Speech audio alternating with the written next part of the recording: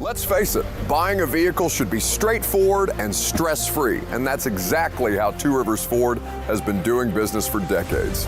This locally owned dealership has a non-commissioned sales team whose only focus is to find you the right vehicle at the right price without the pressure. So you'll actually have a fun car buying experience. Great prices, easy financing, and a non-commissioned sales team. Two Rivers Ford, the South's most trusted Ford dealer.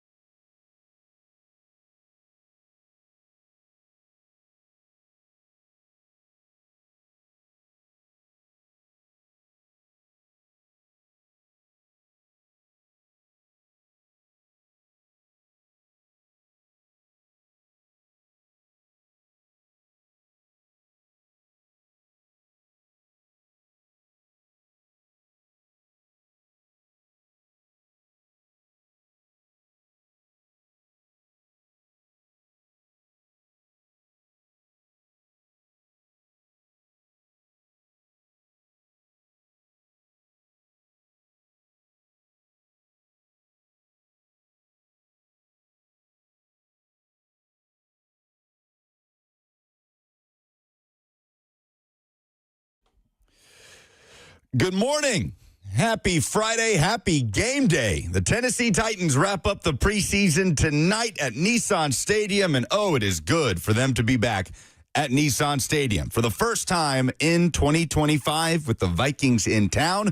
Kickoff at 7. Farm Bureau Health Plans Titans countdown at 6. The League Company countdown to kickoff will lead you in, but we have much to discuss before then. Welcome in. I'm Lucas Panzica. Robert Walsh and I hanging out with you. Buck late to his own show, as is the custom. SEC making scheduling changes. We finally have some glimpse into what that will look like in 2026 and beyond. Titans players to watch. Brett Kern coming up later in the show. Coach Mack in hour 2. Glad to have you with us. We're, of course, fueled by Hattie B's Hot Chicken, the best in the world. Cam Ward will play tonight. Brian Callahan confirmed as much earlier this week. We will see some starters. There will be some that sit. Calvin Ridley, not likely to play. Jeffrey Simmons, Tavondre Sweat, the usual suspects. But Cam Ward should be out there tonight getting an opportunity to get more work in with any receiver not named Calvin Ridley. Feels like there's been a pretty big emphasis on that throughout the middle and latter part of preseason, as we have come to realize that connection is one that's going to be there for the Titans. But what happens when Calvin Ridley gets taken away and gets taken out of a game by a defense? And that's what the Titans will continue to work on tonight. Position battle still up for grabs. Players trying to make the roster. It's the preseason finale. And Robert, I say this every year since we moved to the 3 preseason game format, that we get to this point, and I always say, I can't believe we used to do 4 of these. Good morning. Good morning. What's going on, buddy? Yeah, 4 was unnecessary. And with the 4 games came the 2 separate cuts. So after this game, in the original format, we would have a cut, and then a bunch of nobody scrubs would play in the final 4th preseason where no one else was apparent. So I do think it's a big week for the Titans, though. If you missed Buck's conversation with Greg Cosell on the install this week, he broke down the improvements and the success that Cam has had, even in his failure. You can watch that on the Zone's YouTube page or wherever the hell you get your podcast at. But we're going to play some audio later about how Cam made the right read, even though it looked like he may have been forcing a ball in. I think that's something people will find interesting. Tonight, excited to see a lot of the rookies get an opportunity. Or do you think that they'll get pulled early? I don't know. I don't remember last year and how they treated the 3rd preseason to know if this is treated as a dress rehearsal or this is treated as go in, play a snap, and get the hell out of there. We won't know until the game goes final tonight, but the way things have gone in the preseason, and I know the 3rd game, that final preseason game, the operation can be a little bit different. I'm expecting to see Gunnar Helm playing deep into the 2nd quarter, the way he was in Atlanta when he caught that touchdown pass from Brandon Allen. I'm expecting to see Chimere Dike playing a lot deeper into the game than Cam Ward, and we'll see how many series Ward gets. He got 2 in Tampa. He got 3 in Atlanta. Felt like the plan was for him to get 2. They didn't feel like he got into a rhythm, rolled him out there for a 3rd.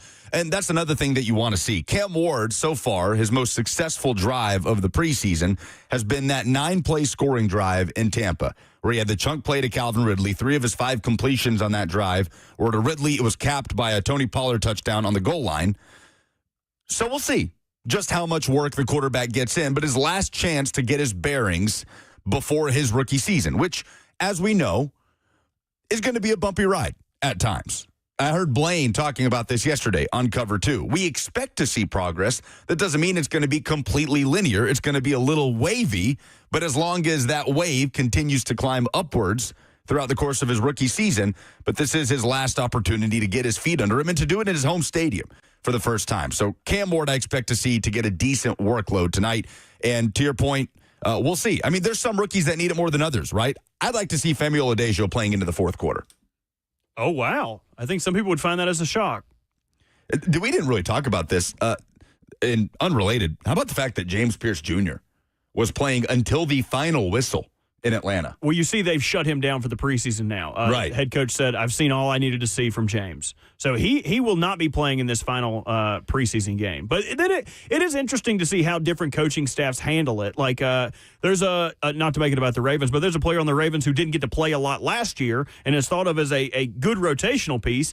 He played every single snap in both preseason games in TJ Tampa. So some coaching staffs handle it differently. Some look at it as a way of, hey, they haven't got a lot of snaps in regular season. They haven't been caught in fire, so I want to give them as many snaps with as close to the real thing as they can get. And other coaches want to bubble wrap guys so they don't get hurt. It's really just how you want to manage this, how you want to manage your experienced players versus the guys who may need a little extra work.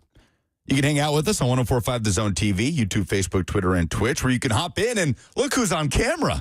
Robert Walsh in the control room. Look at that big, beautiful beard on camera where you can jump in, hang out on the F&M Bank chat. Rapid reactions on the F&M Bank chat says, Cedric Gray is who I want to see. Want to see if he can double down on last week's performance. He jumped off the screen last week, if you were watching on TV from the game in Atlanta, and Cedric Gray has momentum right now in that linebacker competition between he and his draft classmate, James Williams. I'll be curious to see if Cody Barton continues to get the start in this preseason game the way he has in the first two, or if they have James Williams and Cedric Gray rolled out there from the jump together within that defense. So a lot to watch for tonight. Tyler asks, is L'Jarius Sneed going to play at all? No. Would be shocking to see Sneed out there as he's just barely getting worked back into practice this week. Returned Wednesday after passing his physical, was limited. They weren't even wearing pads.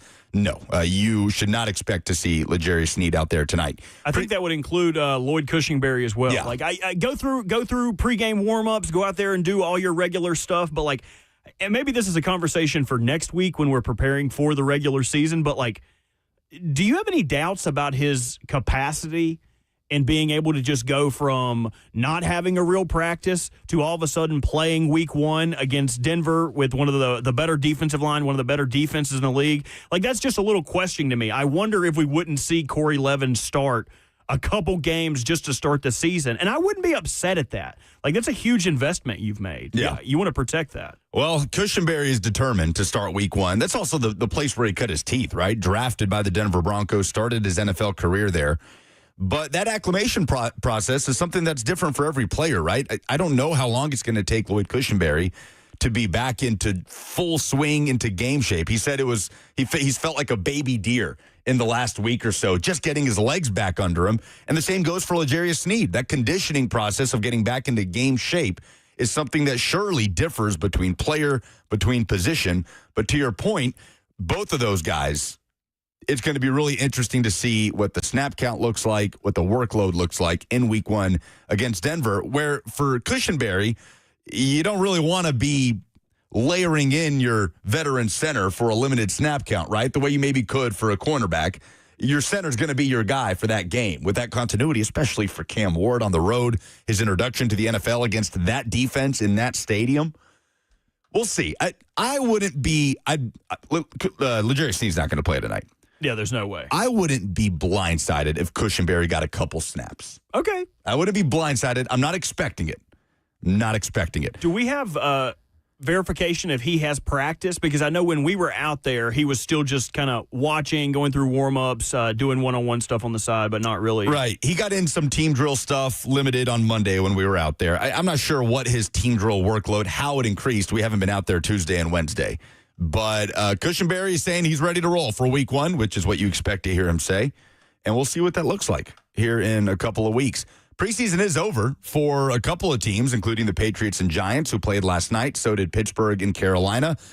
And the darling of the 2025 preseason, the preseason MVP, we are crowning the Hattie B's Hot Chicken preseason MVP of the NFL's 2025 preseason, Jackson Dart, who the numbers aren't going to jump off the page from last night. 6 of 12, 81 yards, and a touchdown.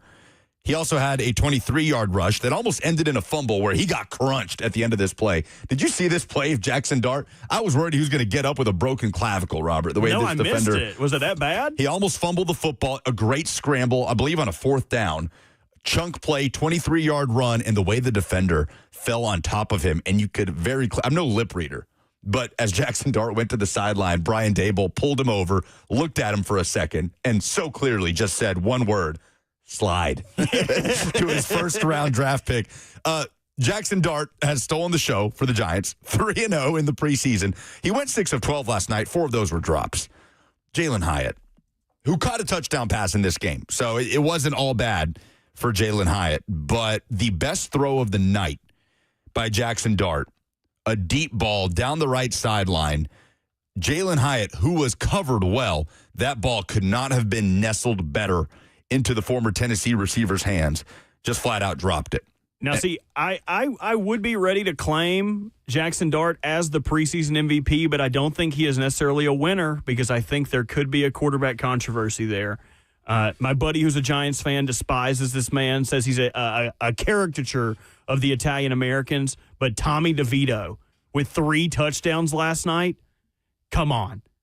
Come on, that's the real story. That's the real underdog. That's the guy who's put the work in and sat back. He's not just somebody that's been handed their opportunity like the man walking into the studio right now, one buck rising as he dims the shades because he knows he can't have any natural light glistening upon his olive-colored skin. That's right. DeVito had to work for what he has. Yes. Not just someone who's handed it. I guess he would be the Russell Wilson in this situation. You could be the no. You would be Jameis Winston. You're Jackson Dart. No, Buck would be Jackson Dart. He is the prince that was promised. He is the prodigal son. Just return. We're going to throw you a party. I would be Tommy DeVito. Yeah, that seems about right. The Giants have outscored their opponents 107-47 this preseason while going 3-0. Is that a kiss of death? To go 3-0 in the preseason, we saw it with the Titans last year. The Detroit Lions, the 0-16 Detroit Lions, went 4-0 in their preseason. As we know, the undefeated Patriots that lost to the Giants in the Super Bowl went 0-4 in the preseason of that 2007 season, I believe. Buck, who's decided to show up. We're going to talk SEC scheduling changes, by the way. SEC stat of the day coming up later in the hour as well. Is 3-0 in the preseason and a Kenny Pickett-esque preseason performance by Jackson Dart a kiss of death for the New York Giants? Kenny Pickett.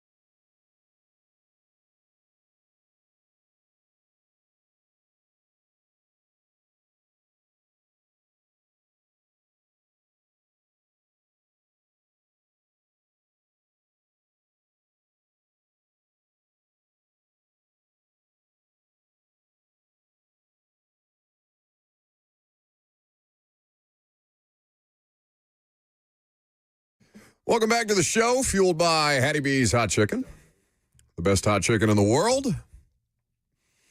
Preseason game action will soon be upon us. 3HL is going to handle the Lee Company countdown to kickoff, and looking forward to seeing everybody out at Nissan Stadium on a Friday night. Weather should be very, very palatable for a Friday game in August, so hopefully you can enjoy that. I'm curious to see what the tailgating situation is going to be like, given all the construction that's going on around the new Nissan Stadium.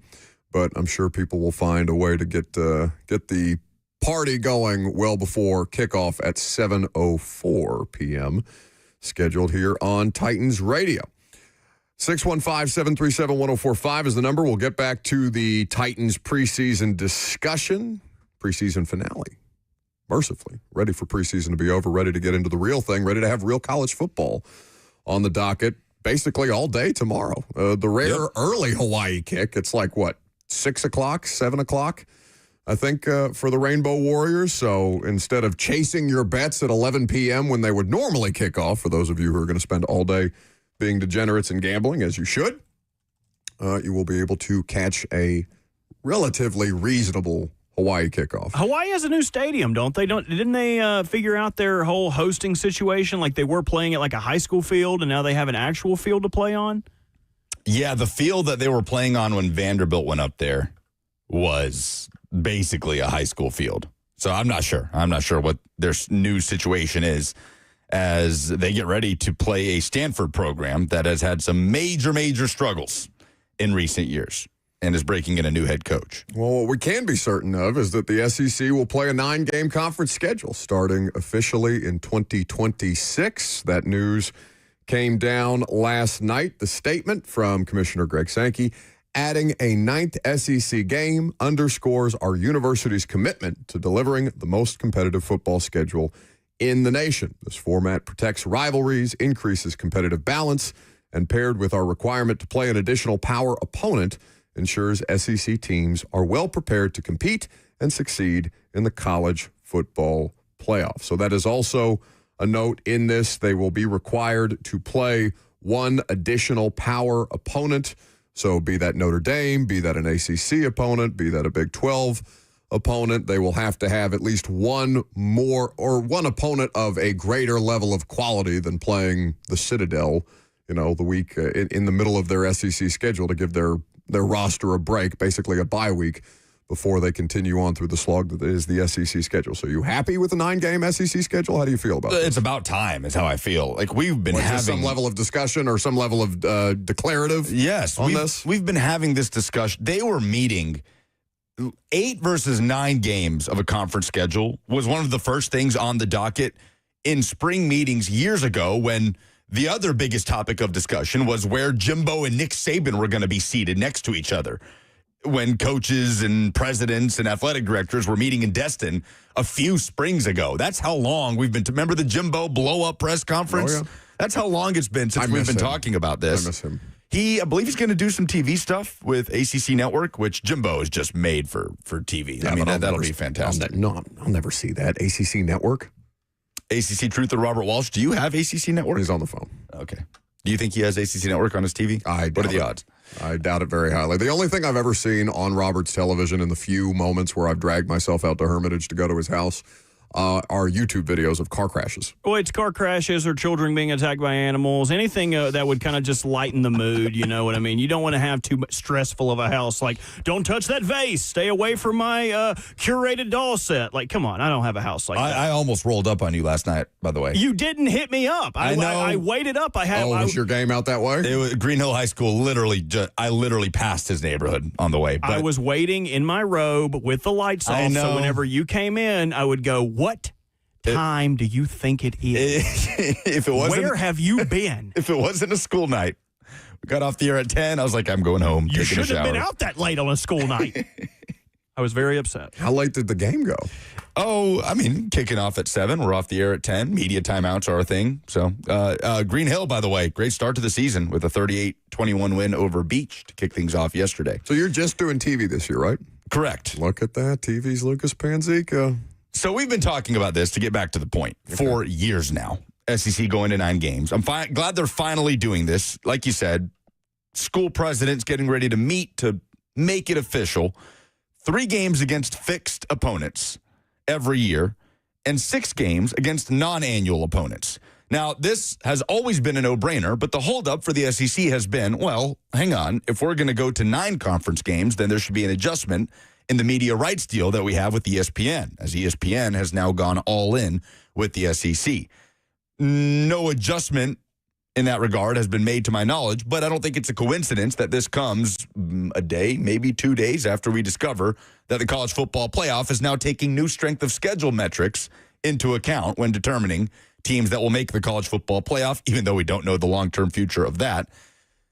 The 3 fixed opponents every year, and then 6 games against non-annual opponents that will be rotated through the league. I love this.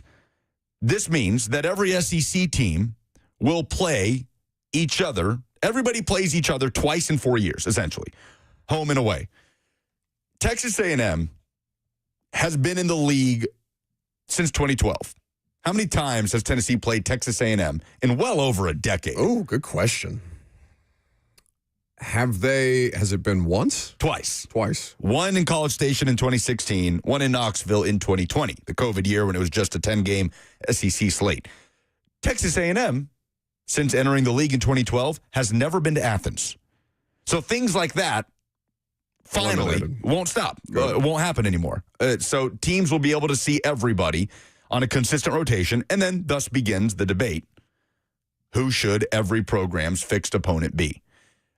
I love this. This is like I know we're about to see real football, but I love this type of fodder, trying to figure out, like, okay, who should South Carolina play every year? All right, who are Tennessee's 3 fixed opponents? For a program like Vanderbilt that really only has one direct rival in Tennessee, what do their other 2 fixed opponents look like?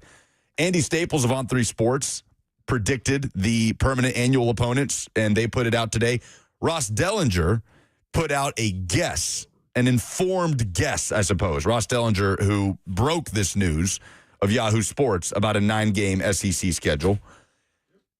Who do you think Dellinger has as Tennessee's 3 fixed opponents? And he made it clear, this is a guess. Do not aggregate this as the official list. And so what we are immediately doing is aggregating it and bringing it to air. But he tells us 3 considerations: geography, rivalries, and balance. So right. His best guess at Tennessee's 3. Vanderbilt. Yep. Alabama. Kentucky. South Carolina. Oh, you don't like that, do you? South Carolina. You shouldn't like that. Oh, I mean, would I rather play Kentucky every year than South Carolina? Or even Florida. Like, I'm sure you'd rather have Florida over South Carolina, wouldn't you? I mean, just for the sake of, that's a rivalry. It is. That's a rivalry that was born out of the SEC going to divisions. I wouldn't be surprised if that rivalry dies with the SEC leaving divisions. Andy Staples. I don't love that. No, absolutely. Like, there are going to be rivalries that get sacrificed here, and it stinks, which, again, is why the 9-game was such a no-brainer. With 8 games, you'd be talking about 1 fixed opponent for every program. Imagine the annual rivalries that would go to waste with a 1 annual opponent for every team. So, obviously, this is the way they had to go. Andy Staples did have Alabama, Florida, Vanderbilt for Tennessee, which would pretty much highlight your 3 biggest rivals, and then at that point, you're leaving Kentucky out of your annual matchup, which Tennessee, by the way, has been playing Kentucky annually far longer than they've been playing Florida annually. For Alabama, Staples has Auburn, Tennessee, and LSU, which is brutal, by the way. Like, that has got to be the toughest fixed 3 opponents for any program in the SEC. Ross Dellinger has the same thing: Auburn, Tennessee, LSU, and those are Bama's 3 biggest rivals, and those are marquee games on any given SEC slate. So I imagine Alabama's going to be stuck with those 3. Meanwhile, Auburn will also be stuck with Bama and Georgia. Right now, Tennessee and Auburn are the only 2 programs that play Alabama and Georgia on an annual basis. With what Ross Dellinger is suggesting, Auburn would have Alabama, Georgia, and South Carolina. So they would be the only team left playing Alabama and Georgia on an annual basis. So we can play this game, we can mix and match, but the point is, finally, we have some sort of direction on what the SEC is going to look like. And the other thing they're doing is requiring that every program have 1 non-conference Power 4 opponent on their regular season schedule every single year. So if you had to pick an ideal 3 fixed opponents for Tennessee, who would you pick? So if I had my way, I would leave, I hate to say this, I would leave out Vanderbilt. I understand that that's not going to happen. No. They're in state. I feel like that's not an unpopular opinion. That game. Because you want better games. Yeah. And Vandy, I don't know. We'll see what happens with Vandy this year. They might be friskier than we're giving them credit for. I mean, I think they're supposed to be a better football team in 2025 than they were even last year, but their schedule is more difficult. That rivalry, to me, personally for me, has never had a lot of juice. Never once in my life have I hated Vanderbilt. Even when they were losing to Butch Jones, or when they were beating Butch Jones. When that was happening, it was more about being angry at the state of Tennessee football than, hating those Vanderbilt Commodores. Like, I hated Alabama growing up because they were so damn good. When Tennessee was losing to Vanderbilt, I was hating Tennessee in those times because it was Jeremy Pruitt and Butch Jones doing what he was doing. So I'm Vandy Eli's in the FNM Bank chats calling me disgusting, bad take. Yeah, but it's the one. Like, they're Vandy fans want it more than Vols fans do. Right? Yeah, I think because they have had a reasonable amount of success against Tennessee in let's call it the last decade. And I don't blame them for wanting to get a little more even or wanting to feel a little more like they're on even ground with Big Brother. I don't want to sound patronizing, and I know this will, but, like, I've always kind of liked Vanderbilt. Like, I've always kind of rooted for Vanderbilt. I don't know why. Like, they're one of those programs that it's like, how are you going to hate Vanderbilt, right? Like, how are you really going to get up with that hatred that you have for Florida and Alabama? I've always just felt bad for them. And that was, and I feel less bad for them. Like, now I'm excited about Vandy having legit momentum, and sounds like being able to even the playing field a little bit with the NIL stuff. But I mean, when I first moved down here out of college and I needed a couple extra $100 a weekend to make rent or whatever, like I would do Vandy PA for games. And going to those games, Lucas, it just made me sad for the athletes on the field. I had a buddy of mine get recruited out of high school by James Franklin to play tight end at Vanderbilt, and I remember going to one of his games. I think that was before we had graduated college. I think he was probably, that would have been his sophomore or junior, so our sophomore or junior year. Remember coming down here and watching a game, and that was when James Franklin was cooking at Vanderbilt. So the atmosphere was decent, but never something. I mean, it was a better atmosphere than I had ever been to a college football game at, because I think the first college football game I ever went to was whatever Vanderbilt game that was. I can't remember who the opponent was. But doing those games, like working for Vandy at the time, like you were just made to feel bad for the players on the field, because there's friends and family, and then there's thousands upon thousands of the opposing fan base on your neck the entire time. Like, there's no home field advantage. I've always just felt kind of bad. I'm getting tweets calling me a patronizer, but also I'm getting a tweet correcting me. How many tweets did you get? I incorrectly, I got a DM. I incorrectly stated. Went from tweets to one DM. Yeah. I pulled a U there. I incorrectly stated that Tennessee has only hosted A&M once. They have done it twice. They beat A&M in 2023. So thank you, the Orange Event on Twitter, for reminding me of that. But that point aside, Tennessee's going to have Vanderbilt every year. That it just is what it is. Yeah, so it's really about those other two opponents. Tennessee away from Vanderbilt, what else do they have? Who are they going to? Yeah, that's patronizing. Dellinger has Vanderbilt playing Tennessee, Ole Miss, and Missouri every year. So it really is, though. It's like, all right, that's what I'm saying. Who else do we put on there? There is literally nobody else for Vanderbilt that would be considered anything close to a rivalry other than the team that is also in their same state. Like, I guess we'll just slap Ole Miss and Mizzou on there. You guys are playing Vandy every year. Congrats. So, you'd love to see a Tennessee, Texas, but that won't happen. Texas has too many rivals. Like, Dellinger has OU, A&M, Arkansas. Perfect for Texas. You preserve the A&M rivalry, you preserve the Red River shootout, and you preserve that revived old Southwest Conference rivalry with Arkansas. That's great. So, I mean, I'm not seeing off the top of my head any... Like, I don't know what rivalry would really be at risk. Tennessee, Florida maybe could be, if we're to look at what Dellinger is putting out there. It's interesting that Ross wouldn't just, I don't think Ross would just speculate and take a stab at it. No, I don't think so. Now, he's got Tennessee playing Vandy, Bama, South Carolina. He has Florida with Georgia, South Carolina, Oklahoma, which is interesting. I feel like for Florida, it'd make more sense for it to be Georgia, South Carolina, Tennessee. Yeah, but you got to figure out where to put Oklahoma and Texas in the list. And then I suppose you would just put Oklahoma replace Tennessee with Oklahoma for South Carolina's fixed opponents, giving them Florida, Auburn, Oklahoma. But South Carolina is another team who's their biggest rival?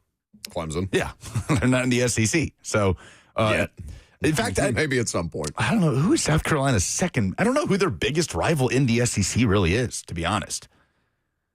Robert, I know you're from North Carolina, but who is South Carolina's second most hated rival? I feel like the Carolina schools there's kind of this just stuff going on over there. Like everybody kind of hates each other. Would it not be Clemson? No, it is, but I'm saying behind Clemson. So, I mean, it would probably be North Carolina after that, right? Don't they? Do they not play each other on rivalry week? They don't. No, they don't play annually. They don't like each other, but I don't know, maybe. I feel like all Carolina schools just hate each other. Don't include us. South Carolina is like the redneck cousin, like the guy who shows up like bleepers full. I don't think that Duke thinks about South Carolina at all. You know, but for me, I don't know. South Carolina maybe have a better rivalry with Coastal Carolina than But if it was a North Carolina school, it would probably be UNC. Yeah, and they border with Georgia, so there is some animosity there. So when UNC gets added to the SEC, that will probably be one of their fixed games where they would have the Battle of North Carolina or something. Yeah. I'm glad you agree. Rapid Reaction says Florida and Oklahoma makes no sense. Dellinger's got Oklahoma and Florida's fixed Florida, opponents. I guess, if we're doing geography. Well, they have to play Georgia. Yeah. And you don't have to play Georgia by this. Fine by me. I was going to say, I'm sure you're not upset about that. Yeah, in Florida, it's the world's largest outdoor cocktail party. Florida's second most hated rival is, Florida State, but in terms of the SEC, probably Tennessee. So we'll see. Again, there will be some annual rivalries that are going to fall by the wayside, but all the main ones, the biggest ones, will be preserved with this 3-game situation. And now you are matched up with what the Big Ten is doing, and then some. Yeah. The Big Ten loves to tout, we're doing 9 games. They won't do 9 games. Now the SEC is doing 9 games, and they're upping the ante with the fixed non-conference Power 4 opponent, a requirement the Big Ten does not have. So we'll see how that plays into college football playoff discussions. You think that was thrown in after Cignetti took some shots at him? I mean, just following the SEC model. Yeah, probably not a lot of coincidences across the board. Do you feel like the gap is closing between the Big Ten and the SEC a little bit? Oh, sure. I mean, because you still have the dog water of the Big Ten being Purdue, and until most recently, Indiana was not anything to talk about. But I feel like the Big Ten programs. I'm not saying that they recruit at the caliber of the SEC. They certainly don't have the talent profile across the board that the SEC would have. But the talent level in the SEC is unquestionably higher. For sure. Look at the draft numbers. That's all you got to look at. No, and it's not even look at where the prospects across the best prospects across the country come from. Yes, exactly. Yeah, it's not even you have so much. It's so much less of a selling point to be just go to the in-state university as opposed to go play in Minnesota. But the on-field results, Illinois beat South Carolina. Yeah, in the bowl, and it's a bowl game, and people have certain different opinions about how much to take those bowl game records into account. That's in front of you. Yeah, and South Carolina was one of the SEC teams that felt they were snubbed from the playoff. They turned around and got smacked by Illinois in the bowl game. So, yes, there absolutely is a closing gap, and the Big Ten is the one with back-to-back national championships after the SEC went on how many in a row, but I digress. 615-737-1045 is how you jump in if you want to weigh in on the scheduling changes of the SEC, finally moving to a 9-game conference schedule. After much discussion about this year over year, we finally have some level of clarity, and that will take place into 2026, or at the start of the 2026 season. Some comments from the F&M Bank chat, where you can also interact, Facebook, YouTube, Twitter, and Twitch. Tyler says of Curt Cignetti, the current Indiana coach, he says, Cignetti takes a lot of shots at the SEC for someone who will be coaching Florida in the next couple of years. I mean, money is always the answer to all of your questions. So if an SEC program comes calling and Indiana hits whatever ceiling that they have with Cignetti, who would be most interested in him? I agree with where you're going with this, where I think you're going with this, where there's a world where Curt Cignetti could be perfectly happy just being a king at Indiana. And he could be, and he can cause problems enough for Ohio State and Michigan if he's actually interested in building a football program out of nothing. Like if he wants a statue, you want to talk about statues? Indiana football has never mattered, not even under Lee Corso that way. Well, for years, people said Mark Stoops had the best job, the best situation of any head coach in the SEC. And it's not that he had a easier path. He had a much more difficult path. But once he got Kentucky to a certain level, an 8-win season at Kentucky, which he was starting to churn out regularly with a 10-win season sprinkled in, and Mark Stoops is the greatest head coach in Kentucky football history. He's a king.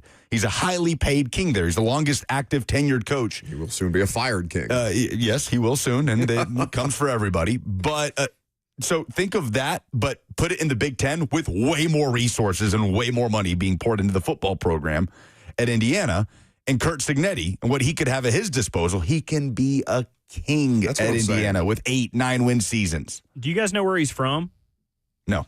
Pennsylvania, Pittsburgh, to be specific. What if James Franklin doesn't work out and Penn State tries to steal him to come be the Nittany Lions head coach? He's going to be a commodity, for sure. Like, I know people that coach against him or other fan bases that are not Indiana's fan base are not interested in the amount of trash that he talks. And he does talk a lot of trash. And I love it because, for the most part, he's able to back it up. Like, to do what he did last year is unthinkable. So he is going to be a commodity, whether it's the SEC that comes calling at some point or another Big Ten program that's trying to break through whatever ceiling that they just can't break through. Penn State's a good example of that, especially with the expectations that are on them now, having made it to the Final Four in the college football playoff last year. SEC stat of the day, you have one? Let's talk about the wide receiver position that took a dip last year and I think is poised for a big bounce back this year in the SEC. Who is this person that wants to make a correction? His name is GE. All right, GE. What have we done? All right, guys. It's long before your all's time. It's even before my time. Okay. But Bear Bryant was at Kentucky for about 5 or 6 years. During those 5 or 6 years, he won the Orange Bowl, the Sugar Bowl, and the Cotton Bowl, and actually broke Bud Wilkinson's 51-game winning streak, I believe, in the 1950 Sugar Bowl. Probably safe to say he was the greatest Kentucky football coach ever. It's true. But like most things in Kentucky, he left because after winning that game in the Sugar Bowl, he got a gold watch. And Kentucky, who went 25-0 but couldn't play in the NCAA tournament because of the gambling scandal, Adolph got a Cadillac. So he realized that he was never going to be the big dog in Kentucky and left. Related point. No, everything you said is correct, GE, but Mark Stoops is the all-time winningest coach at Kentucky as well. He passed Bear Bryant there. I thought you said the word greatest. I did not winningest. But in any case, fair enough. The other thing is, it is great that Indiana's back, and I know you're a long-suffering Hoosier fan, but I think you might still be underestimating Mark Lead as Commodores. I have personal experience on the NIL offers made to a couple of the kids who are seniors in high school. I'm thinking they've got a $25 or $30 million annual HR budget now, and you know that Clark's a good coach. There's going to be more bumps, but I think. Now, GE, we let you go over the 60 seconds as we normally do, but I get your point. Tough schedule for Vandy. Long-suffering Indiana fan, I would trade them in a heartbeat for a winning basketball season. But his point rings true. We are dumb and wrong. Perpetually. It is not your fault. It is not our fault though. It is your fault for believing in us. I'd like to hear a Kentucky fan's thoughts on who the fan base believes is the best coach in Kentucky football. I bet that's history. a generational thing, though. Probably. Like, how many people are really going to recall the Bear Bryant thing unless you're of a certain generation? And even GE was there to acknowledge, that was before my time. It's like Tennessee fans. Is it Neyland or is it Fulmer? All right. SEC stat of the day is next.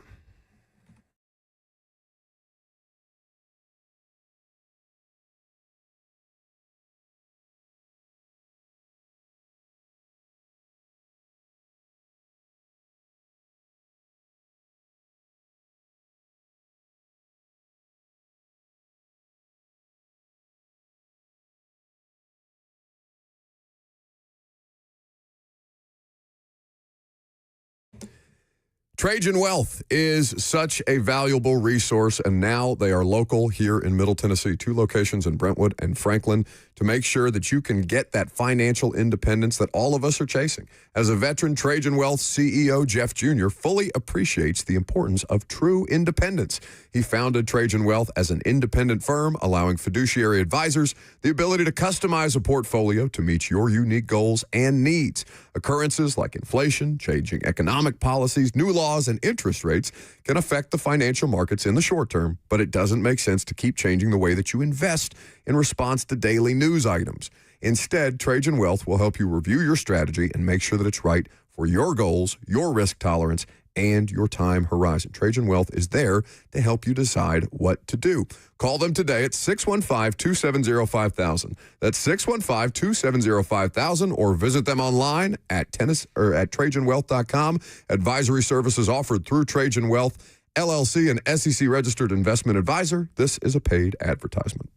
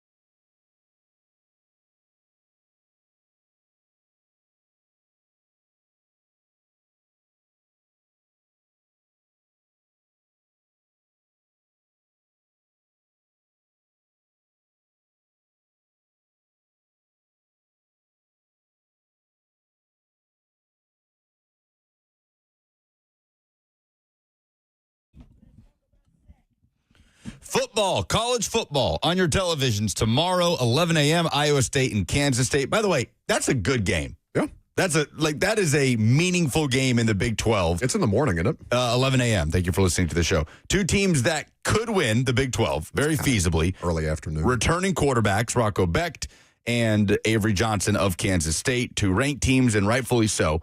Can't wait for that matchup. Wide open Big 12. Iowa State and K-State are right there front and center. But this isn't the Big 12 stat of the day. But can you tell me how many receivers had a 1,000-yard season in the SEC last year? Oh, what a good question. Not in SEC play, but you know what I mean. SEC receivers. SEC receivers. 3. 2. Okay. A bit of a down year at the wide receiver position in the Southeastern Conference. Can you name even one of them? Yeah, go ahead. Not even going to give it a go. Yeah, that's all right. Andrew Armstrong of Arkansas, who ended up at Miami with the Dolphins. I'm pretty sure it's a UDFA. Mm-hmm. And Trey Harris, Ole Miss. Okay. Who was drafted by the Chargers. Second round pick, I believe. Second or third. Trey Harris. Day 2 pick. So both of those guys are gone. I think 2025 is going to be a huge year for the wide receiver position in the SEC. Ryan Williams, obviously, stole the show last year. He wasn't a 1,000-yard receiver, but we all remember that Georgia game. The talent at 17 years old.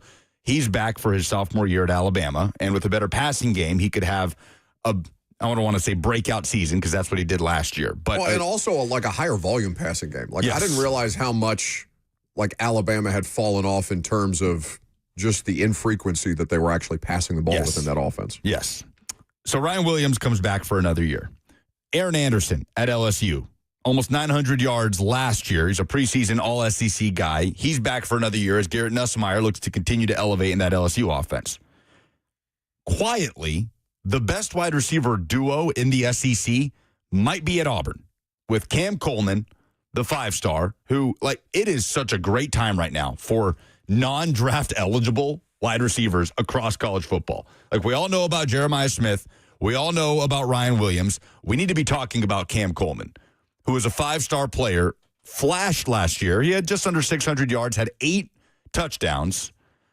This kid is a freak of nature. And if Auburn can get anything out of Jackson Arnold, if Auburn doesn't play 3 quarterbacks in week 1 against Baylor, I was just going to say, then Cam Coleman and Eric Singleton have potential to have massive seasons. If you're an Auburn fan, I think you're terrified that you're about to waste these 2 incredible talents at receiver, especially Cam Coleman. Again, the 2027 NFL draft is going to be incredible at the wide receiver position. It's gross that he had 8 touchdowns on only 37 receptions. Go watch some of those touchdowns. Yeah. He's insanely talented. You have Ryan Wingo at Texas. You have Zechariah Branch, the USC transfer, who goes to Georgia, former 5-star. Tennessee wanted him badly. Highly sought-after player in the portal. Georgia trying to fix receiver issues, drop balls from last year.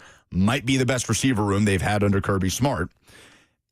And then, what can Mike Matthews work his way into that discussion? The talent profile coming out of high school is there with some of these names I just listed.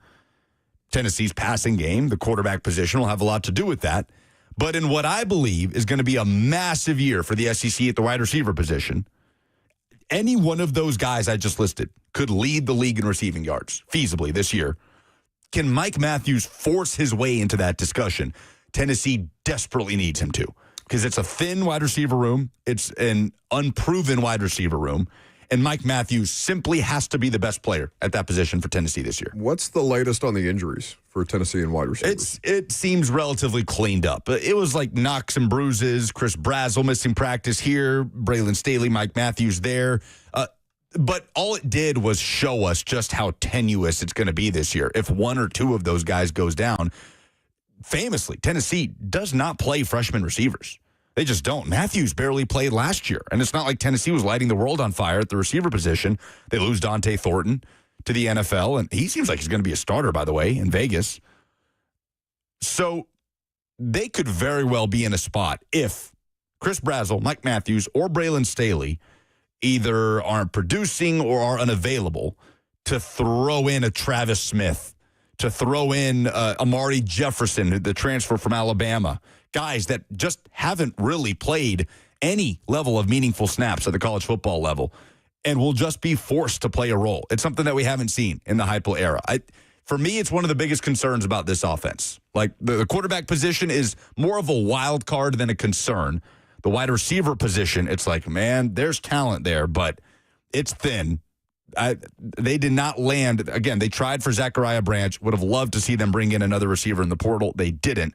So I'd say it's a precarious position that room is in what could be a huge year at that position in the SEC. 1 week. 1 week. It's all that stands between us and a return to SEC college football at the very least. But we've got a full slate of college football tomorrow, starting, as Lucas mentioned, at 11 a.m. with Farmageddon, famously in Dublin. So, a lot of farms in Ireland, I guess. We'll see how the Irish respond to K-State and Iowa State. It's just such a funny thing. Taylor on the FNM Bank chat says, Joey Aguilar wanted to quit and be a fireman. Will he put out or start a fire for Tennessee? Have you seen all that stuff about Aguilar? That he was this close to quitting when he was a JUCO quarterback and just becoming a fireman. And a bunch of people, his family, friends, just convinced him to stay in it. More money being a college football quarterback right now than being a fireman. He's making over $1 million this year. He's doing okay. He was asked if he would have been a good fireman. He said the best. Players to watch in the final preseason game. We'll talk about it next.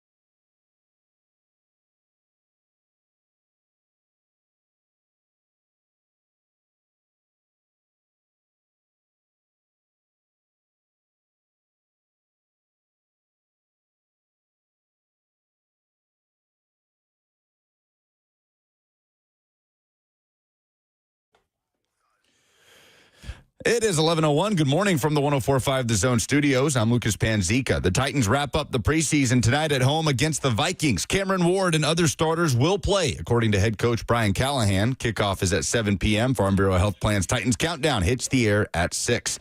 The college football season kicks off tomorrow. It is week 0, and Farmageddon is headed to Ireland. Kansas State facing Iowa State, a ranked matchup in Dublin. Kickoff at 11 p.m. on ESPN. In college football news, the SEC is reportedly close to adopting a 9-game conference schedule. According to Ross Dellinger, the schedule would mean schools have 3 fixed opponents while rotating through other SEC programs. SEC presidents are scheduled to meet soon to make it official. Nashville Soccer Club is back home tomorrow, looking to end a 3-game losing skid as they host Orlando City. Kickoff at 7:30. Pregame coverage on the Zone starts at 7. For all your foundation repairs and waterproofing needs, visit USSTN.com. Breaking news at once on your home for the Titans and Vols. This is 104.5 The Zone.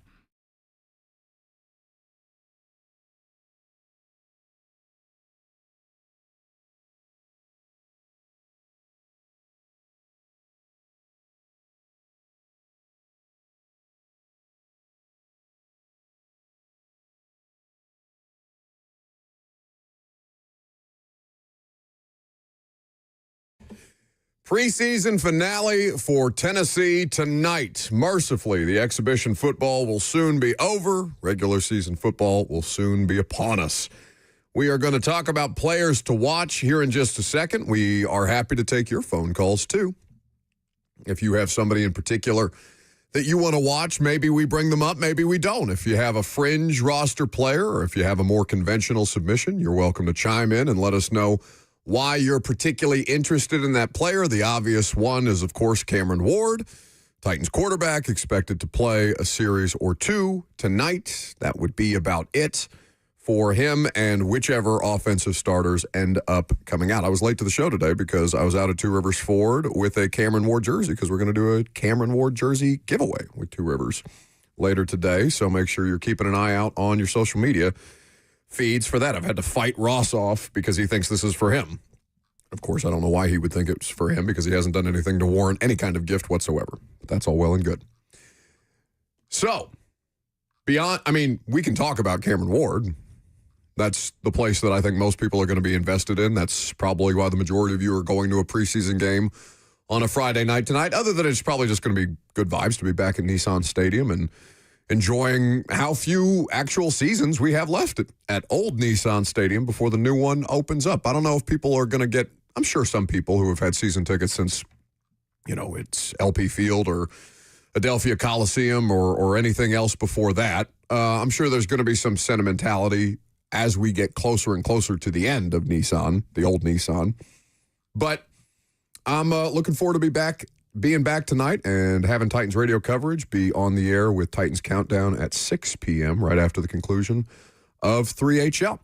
I had some earlier this year going to the AC/DC concert. Nostalgia? Yeah, I did. All my Titans radio stuff is from Network Control in the studio for pre and post. So I haven't been in the Titans radio booth for a Titans game since the 2023 season. And so going to that ACD. Really? Yeah, because 2024, I was back doing my duties in the studio. Oh. And same for this year, handling all the pre- and post-game duties. Missing out on those great Titans radio booth snacks. Well, going to that AC/DC concert in, I don't even know when, maybe March or April, I hadn't been to Nissan Stadium as a fan for an event since like 2020. And just walking around the concourse. And I was just like, oh, man, just kind of got a little sad. Really? Seeing Frank Wycheck up there and it's not like Eddie that stuff's gonna go away. I know. It's going to be less of a decrepit old hunk of concrete and bright, shiny new stuff But around it's our decrepit old hunk of concrete. Do you think that they'll put all that stuff back up at the new stadium? Or just new forms Yeah, of they- it? They'll have do a to lot have- to honor Just those legends, for sure. Because, Robert, what other signage are they going to put up there beyond the new quarterback that's going to get people invested in the football team? It has to be McNair and Eddie George and Frank Wycheck. Io Manor will be an all-pro by then. Okay. I would be worried that there would be a thought of you don't put a bumper sticker on a Tesla, this is new and shiny. We're not going to they do it. wouldn't dare. You would think. That's what I'm asking. I don't know. I don't know. Don't give me another thing to be pre-mad Go about. ahead and get pre-Angie. Oh, he's so angry. He's clenching his fist right now. They better respect the history. Buddy, they don't have anything else to pay tribute to other than the history right now. No, I don't think I've ever seen a franchise move into a new venue and just ignore any past legends. I don't know. This one, they're changing the primary home uniform colors. They got a new quarterback. They got a new stadium, new Titans, baby. They are building a statue out front. Did you see? Oh, God. It's going to be Amy. It's not a little real. statue of Amy. Something you could get pre-mad about. Come throw flowers at her feet. The statue that is not actually happening. This is why nobody believes you, because you lie. You get in front of a Someone microphone. got right in their car right as I said that. They're building a statue of Amy and Mike Vrabel right beside it. Because the joke, if that was to happen, would be, well, that would be more present on a day-to-day basis than she actually is. But you guys want to talk to Amy? She's sitting right out there.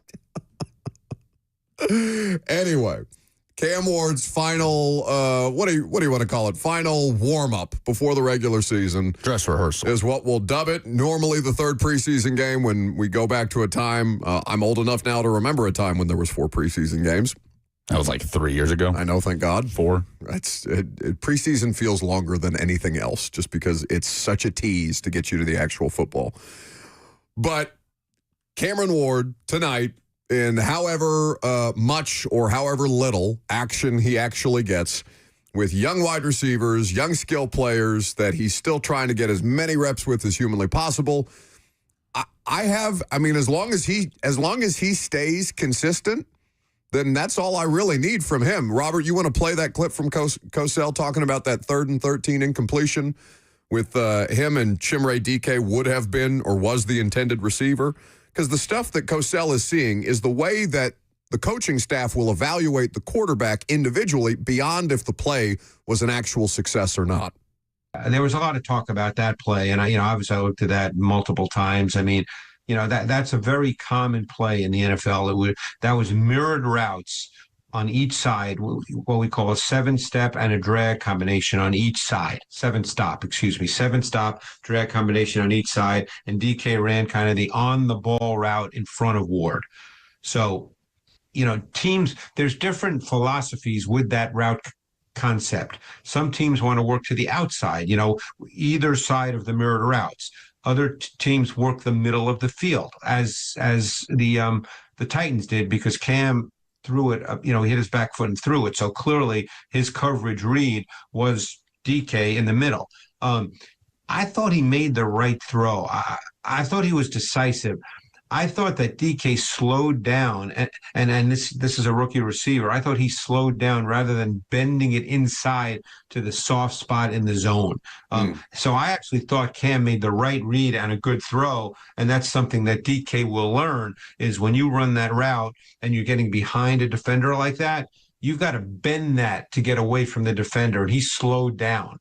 Yeah. So it made it look like Cam forced to throw because the defender was there, and it made it look like, bad throw. That's my read of it. As I said, I could be wrong, but that was my read of it because I've seen that route combination 1,000 times. So that's Cosell on the latest episode of The Install, which is available to you on 104.5 The Zone's YouTube channel and also in the podcast feed. Make sure you rate and review while you're there.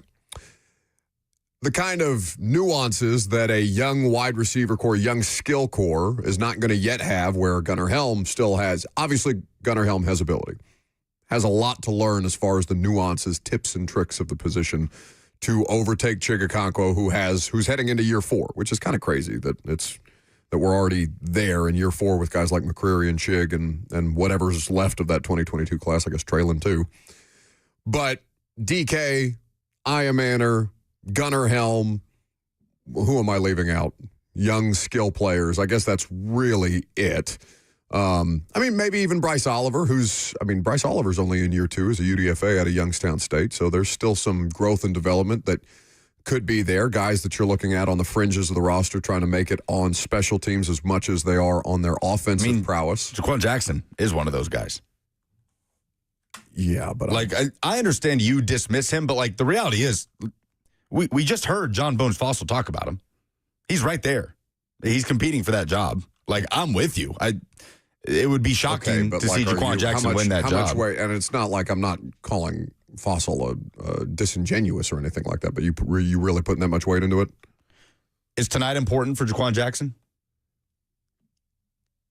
Yeah, I'd say it is. I'd say it's pretty damn important. Sure, but I don't think whether it's here or elsewhere. That's right. Right. That's, I think, the way that you have to preface it. I would say here or elsewhere, likely elsewhere. Yeah, but he exists, and he is a young skill player on this roster that is trying to make this team or another. Yeah, but he's not going to get reps with Ward. That's not relevant to me. You just mentioned special teams. Bryce Oliver making the team because of special teams. I think there's a better chance that Bryce Oliver is catching passes at some point this regular season from Cameron Ward than Jaquan Jackson. For sure, but Jaquan Jackson's also trying to make a team. Sure. Probably based on special teams. But that's not the context of what we're talking about. We're talking about the context of tips and tricks and nuances that the young skill guys don't have to be able to help the young quarterback when the young quarterback does something that's spectacular and the young skill player isn't there to make a play on the ball. Really, I just need to see Cameron Ward work with the two rookie receivers and Gunnar Helm. Yeah. Just all those three rookie classmates of his. That's it. And Van Jefferson. We can pile on top of that. But he's not one of these young players. But the three rookies outside of Cameron are the ones that, for me, are the most important to watch tonight. Ricky asks, and we're just going to field questions like this until such time as he's not on the roster. And there's nothing. Till Tuesday. Yeah. And that's fine. I'm not. It sounds because we spend so much time circling the Xavier Restrepo drain that we are, out to get Xavier Restrepo. But it's just because so many people ask questions about it, like Ricky on YouTube, who says, will Restrepo get to run with the ones tonight to see if he has it? Has what? I don't understand what you're looking for there. Has value beyond the value that he does not have on special teams or offense already? And that's not a dig. That's just the reality of the situation. So I don't want to. But you also have the power to just not talk about the comment. We've had the Xavier Restrepo discussion. Stoney Keeley says don't fall for it. Don't take the bait. Stoney's saying don't take the bait. No, but Stoney saying his eyes will be glued to the 9th offensive line battle between Udo and Ojukwu. Yeah, how many people are asking about that except for Stoney, right? There's a wave, a tsunami of Xavier Restrepo questions every day. And, that what Stoney is fixated on is infinitely more important than Xavier Restrepo making the roster, but people are prone to gravitate towards the better story, and Xavier Restrepo has a good story. So, beyond Cameron Ward, young skill guys, did I hear you during the opening segment say that you want to see Femi play all 4 quarters? I'd like to see Femi play, yeah. That would mean he's done something wrong. I want to see Femi Oladejo play football. That's a punitive measure. I just want to see him play football. I feel like, and Denard Wilson was complimentary of Femi Oladejo the other day on doing some fundamental things, on setting the edge. It would be more rare to find a coach who is not complimentary of a player at a press conference. But I want to see him play football. I feel like I haven't noticed Femi Oladejo. I haven't seen him pop. So what does that mean? At any point in the preseason. Are you hyper-fixated on his run game snaps? No. Okay. I think that I want to see Femi Oladejo crash the pocket. Femi Oladejo affect the quarterback. You don't have to say his full name every time. Because Femi Oladejo, I'm not saying his full name. I can say his full name. Let me see here. Oluwafemi? I want to see Oluwafemi Oladejo play a lot of snaps tonight because I feel like I don't know anything about what his impact will or won't be for this team this year. And that's just me being selfish. But yeah, I mean, it's fair. Oftentimes it's more punishment. It's more like. Yeah, because you mentioned James Pierce playing. That's not through the fourth quarter. That's not a good thing. Also, the amount of times that he got stonewalled by J.C. Latham, and I know J.C.'s a top 7 pick in the NFL draft, but they are doing that because James Pierce has a lot to prove for the amount of draft capital that they gave up to get that guy. I also agree. I mean, but does Femi not? An early second-round pick that they're going to rely on this year? And I also agree with Dixie in the FNM Bang chat saying a rookie playing a full preseason game shouldn't be punitive. Yeah, but more likely than not, that's what it is. It's not I understand quarterback is a different conversation than any other position on the field, but if Ward was out there playing 4 quarters in a preseason game, we would ask, what the hell is wrong? Of course. It's a completely different Robert, discussion. you look like you have a thought back there. I actually agree with Lucas a little more. Maybe the fourth quarter is a little egregious, but like he has not played the position for a long amount of time. Sure. Like, and we can all agree he's probably their fourth best outside rusher right now behind Jihad Ward, a guy they added less than a month ago. Like the only downside to him playing would be him potentially getting hurt. Oh, yeah, no, I don't need to see Ward, like Jihad Ward, play a good deal of snaps tonight. If it's a choice between the two of them, to your point, Oladejo needs to play more because Jihad Ward is going to be a rotational piece no matter what. Just needs to play the position. Oladejo is going to be a rotational piece no matter what. But the thing that I come back to on him specifically is, does he let his technique slip if he's losing ground? Is he just going to try to physically work his way out of things, or is he going to default to technique, which is the thing that they're trying to see him do in live game reps? If they get a reasonable enough sample size of that in a half, then he doesn't have to play. If he's not doing that and they're giving him corrections on the sideline and sending him back out there to do it, then we know why. He won't. He played 14 snaps last week. Ward played 23, by the way. I think that's Ward played more than Femi. That's an old in man. Atlanta. Get him out of there. you need that guy.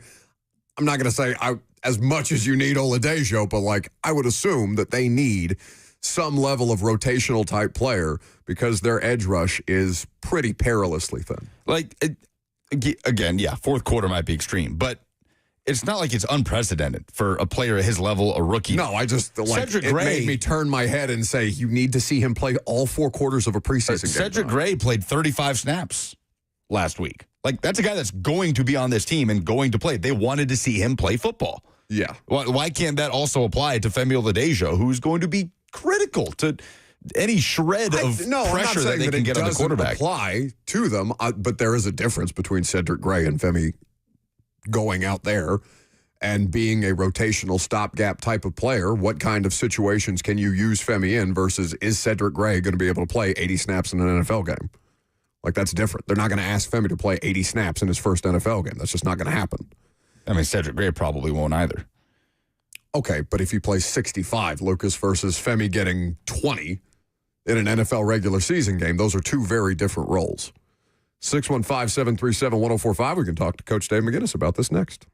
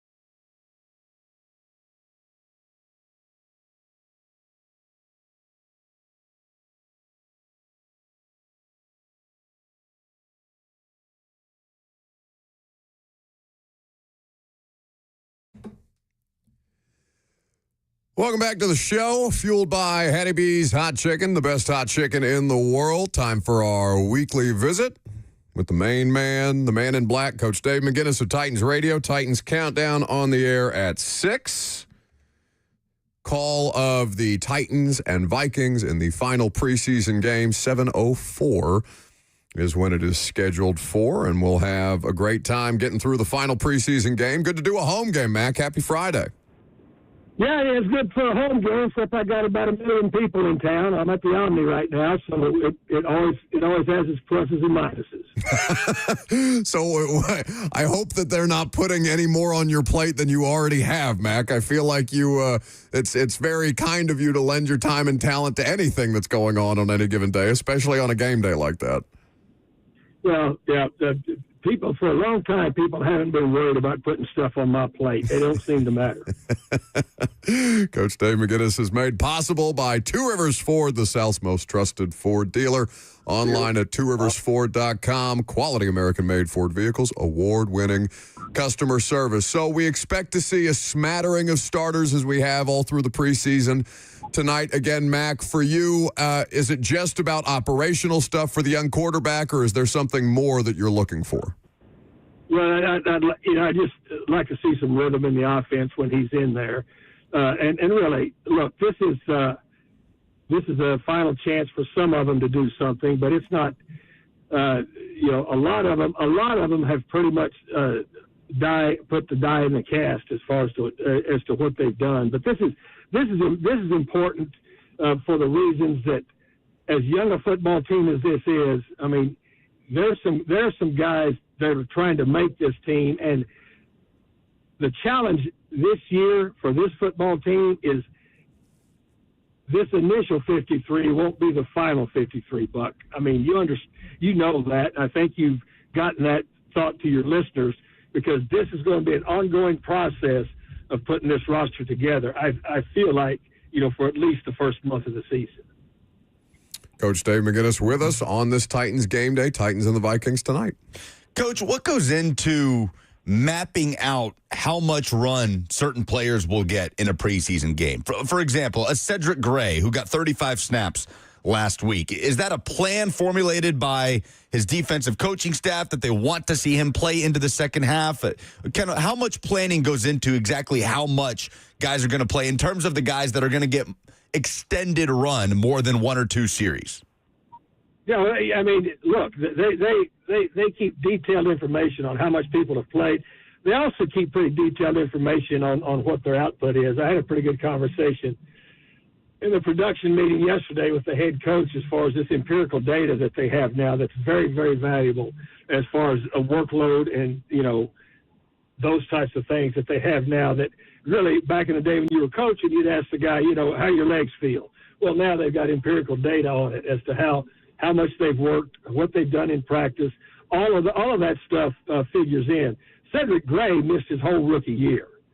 That was the reason he played. And plus, I mean, he and James Williams are in a pretty good contest to see who's going to play the majority, I would think, of the snaps from the front line on defense when it starts. That's why he got those snaps. Well, we were having the discussion in regards to Femi Oladejo and just how much run we'd like to see him get in the final preseason game.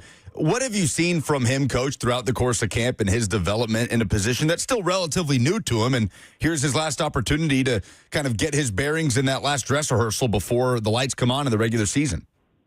Yeah, it's not his last opportunity. He's going to be learning all year, and that's something that I think people will understand about this young team. These guys, just because the preseason is over doesn't mean it's your last opportunity to keep learning. And Femi's about right where I thought he would be, because he is. The thing that I like is he's an extremely high effort player. He's got to learn. He's got to learn some other things, and he's only going to get that really playing. And playing in a preseason game is not. I mean, it's experience, but it's not going to hone your craft like it's going to be playing in the regular season. You only get that. You only get that with time on task in real situations. Coach Dave McGinnis of Titans Radio here with us. He will be back on the air, of course, tonight with the Titans and the Vikings, the rest of the Titans radio crew. Titans Countdown at 6 p.m. kick at 7:04 at Nissan Stadium. So with that, Mac, and looking at the kind of things that they're going to try and figure out on defense this year, because as you said, it's a learning process for a lot of young players. They're leaning on a ton of first and second year guys, but they do have some vets to make sure to try and hold the fort. One thing that they got back this week, and I know we won't see him tonight, but L'Jarius Sneed as at least a positive step in the right direction, no matter how much longer it takes to get him up to game speed or game shape. They at least have 3 weeks to kind of buy themselves, almost 3 weeks to buy themselves ahead of week 1 in Denver. Yeah, well, Buck, and that's right. And the positive is he's off PUP, but he's still, I mean, he hadn't played football in a year. So they're sophisticated enough. He is too. They're not going to rush him back into it immediately just because he's off being off of PUP gives him his first step. And so now you're going to take it day by day. And that's extremely important for him to, well, he understands that. And, so this is the time, and I know people, when they see him out there and they see him going through some individual, they get all excited thinking, well, he's back for good. He's completely healthy. He's completely whole. This is his first step. And so it's going to take a minute for him to get back into it because he hasn't really played real football in a year. Well, and the other part of that question, Mac, is because I know how familiar you are with this defensive system that Denard Wilson has run and different variations of it across the, many, many years of different coordinators that it's come through. But how badly does this defense specifically need him, where Denard Wilson wants to get pressure involved and needs to have a secondary that he can lean on a little bit more than maybe he's been able to do, to not have the playbook condensed that way, for lack of a better term? Well, it's not. He's not condensing the playbook. It's just the fact that if you've got a corner that you can match up with somebody, and I'm talking about game planning now, where you can play him match. I've had that situation one time in my career calling defenses when I had Aeneas Williams, who's in the Hall of Fame now, and I could match him and then do a lot of things with the other 10 people. You have someone like that for any defensive coordinator, not just Denard Wilson's defense, any defense in the league. If you've got one of those guys, you're feeling pretty good about it. If you've got two, you're feeling like you're really good. So, yeah, if he's back to what he was in Kansas City, if he's back to that adds an element to a defense that it's immeasurable about how much it helps, because it helps everybody else do something else when you're game planning. That's what's the important part of it. That comes into the matchups. That is where a key with a player like that is, Buck. Coach Dave McGinnis, made possible by Two Rivers Ford, the South's most trusted Ford dealer, online at tworiversford.com. Coach, that battle between Kalel Mullings and Julius Chestnut continues on into this final preseason game. Beyond just production, what are you looking for from those two running backs as one of them tries to stake their claim onto this initial 53? I think they're both going to be on the 53 because,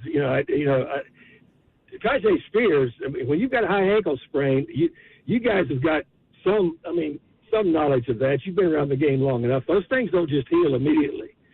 So, the initial 53, I feel like both of those guys will be on there. And Julius Chestnut right now is ahead of Mullings for this reason. Mullings has got to learn to be a better pass protector.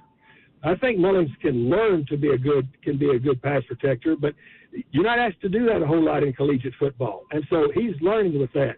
Julius Chestnut can do that, and plus he's a special teams contributor. I think they both could be special teams contributors.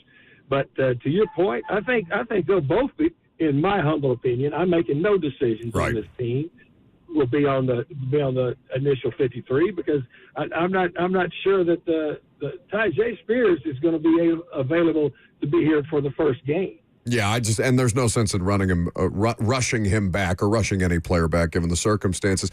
Mac, with the pass protection stuff that Mullings needs to work on, is that mostly recognition at this point in time? It's a learned skill. Now recognition is part of it, but the two that he's whiffed on, he's known who to block. He just didn't do it well. Right. And that's extremely important. And as I said, you're dealing with that just like you're dealing with a vision of linebackers coming into this league. learning how to see the field differently from an NFL perspective than you do from a collegiate perspective.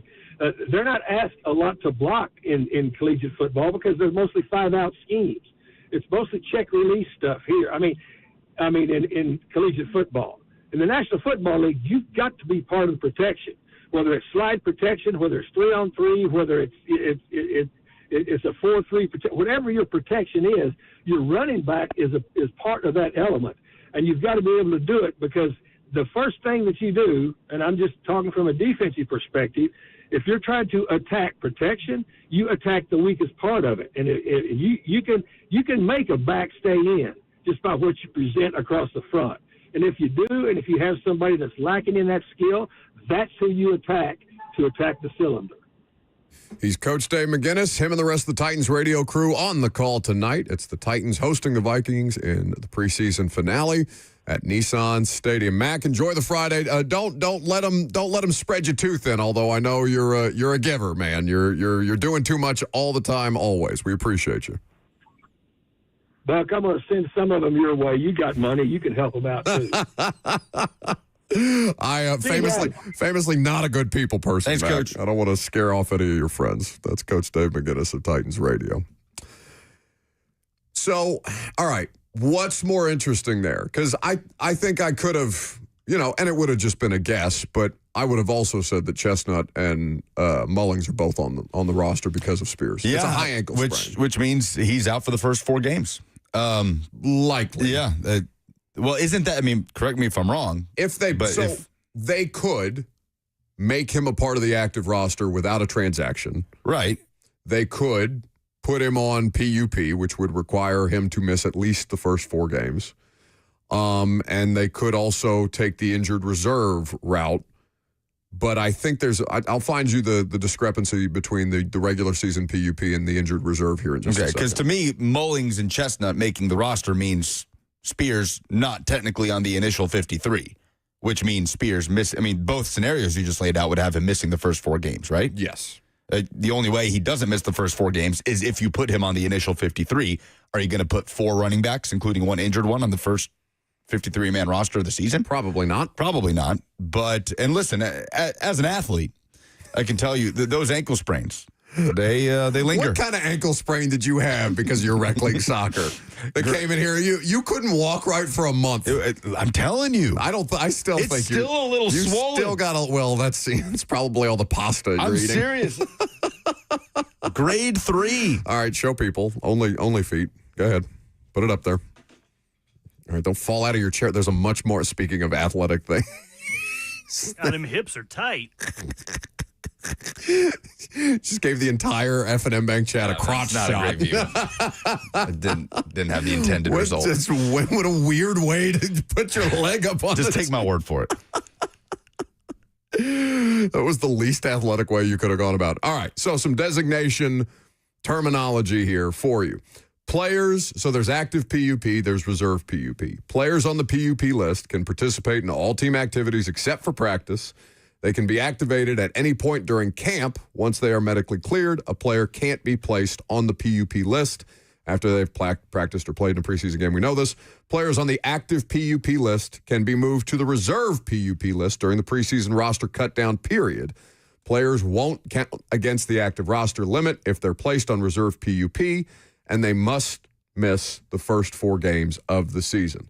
Versus injured reserve, where players who are placed on IR before the start of the season can miss the entire season unless they are designated to return when the roster is trimmed to 53 players. So the only difference would be, all right, if you put him on IR prior to the regular season, then it would count against your ability to bring back another player. Now, I don't know, Traylon Burks or Will Levis would be the only other examples of that, players who are already on injured reserve, that they could burn one of those return to play situations. So reserve PUP would be the likely designation there, if that all makes sense. All right. There you go. Do we have things to give away? Is there anything in the nebulous prize bucket? We have tickets to go see Nashville SC on August 30th, 8 days from today. All right. Atlanta United coming to town next weekend. You can be a part of them trying to get back to their winning ways here of late because they've slumped a little bit, yeah? 3-game losing skid. It's their first dip in form this season. They're going to try to revive it tomorrow against a really good Orlando team in a top 4 matchup. All right. So if you want to be in the house when Nashville SC takes on Atlanta United, 615-737-1045, you call in. You tell us your moment of positivity from the week, whether it was work, sports. It could just be the fact that you're going to be back at Nissan Stadium tonight, excited to watch your quarterback and some other people play. Whatever your Friday fire moment is, you'll give it to us, and we'll decide whether that's good enough to win those Nashville SC tickets. 615-737-1045. I'm Buck Rising. It's 1045 The Zone.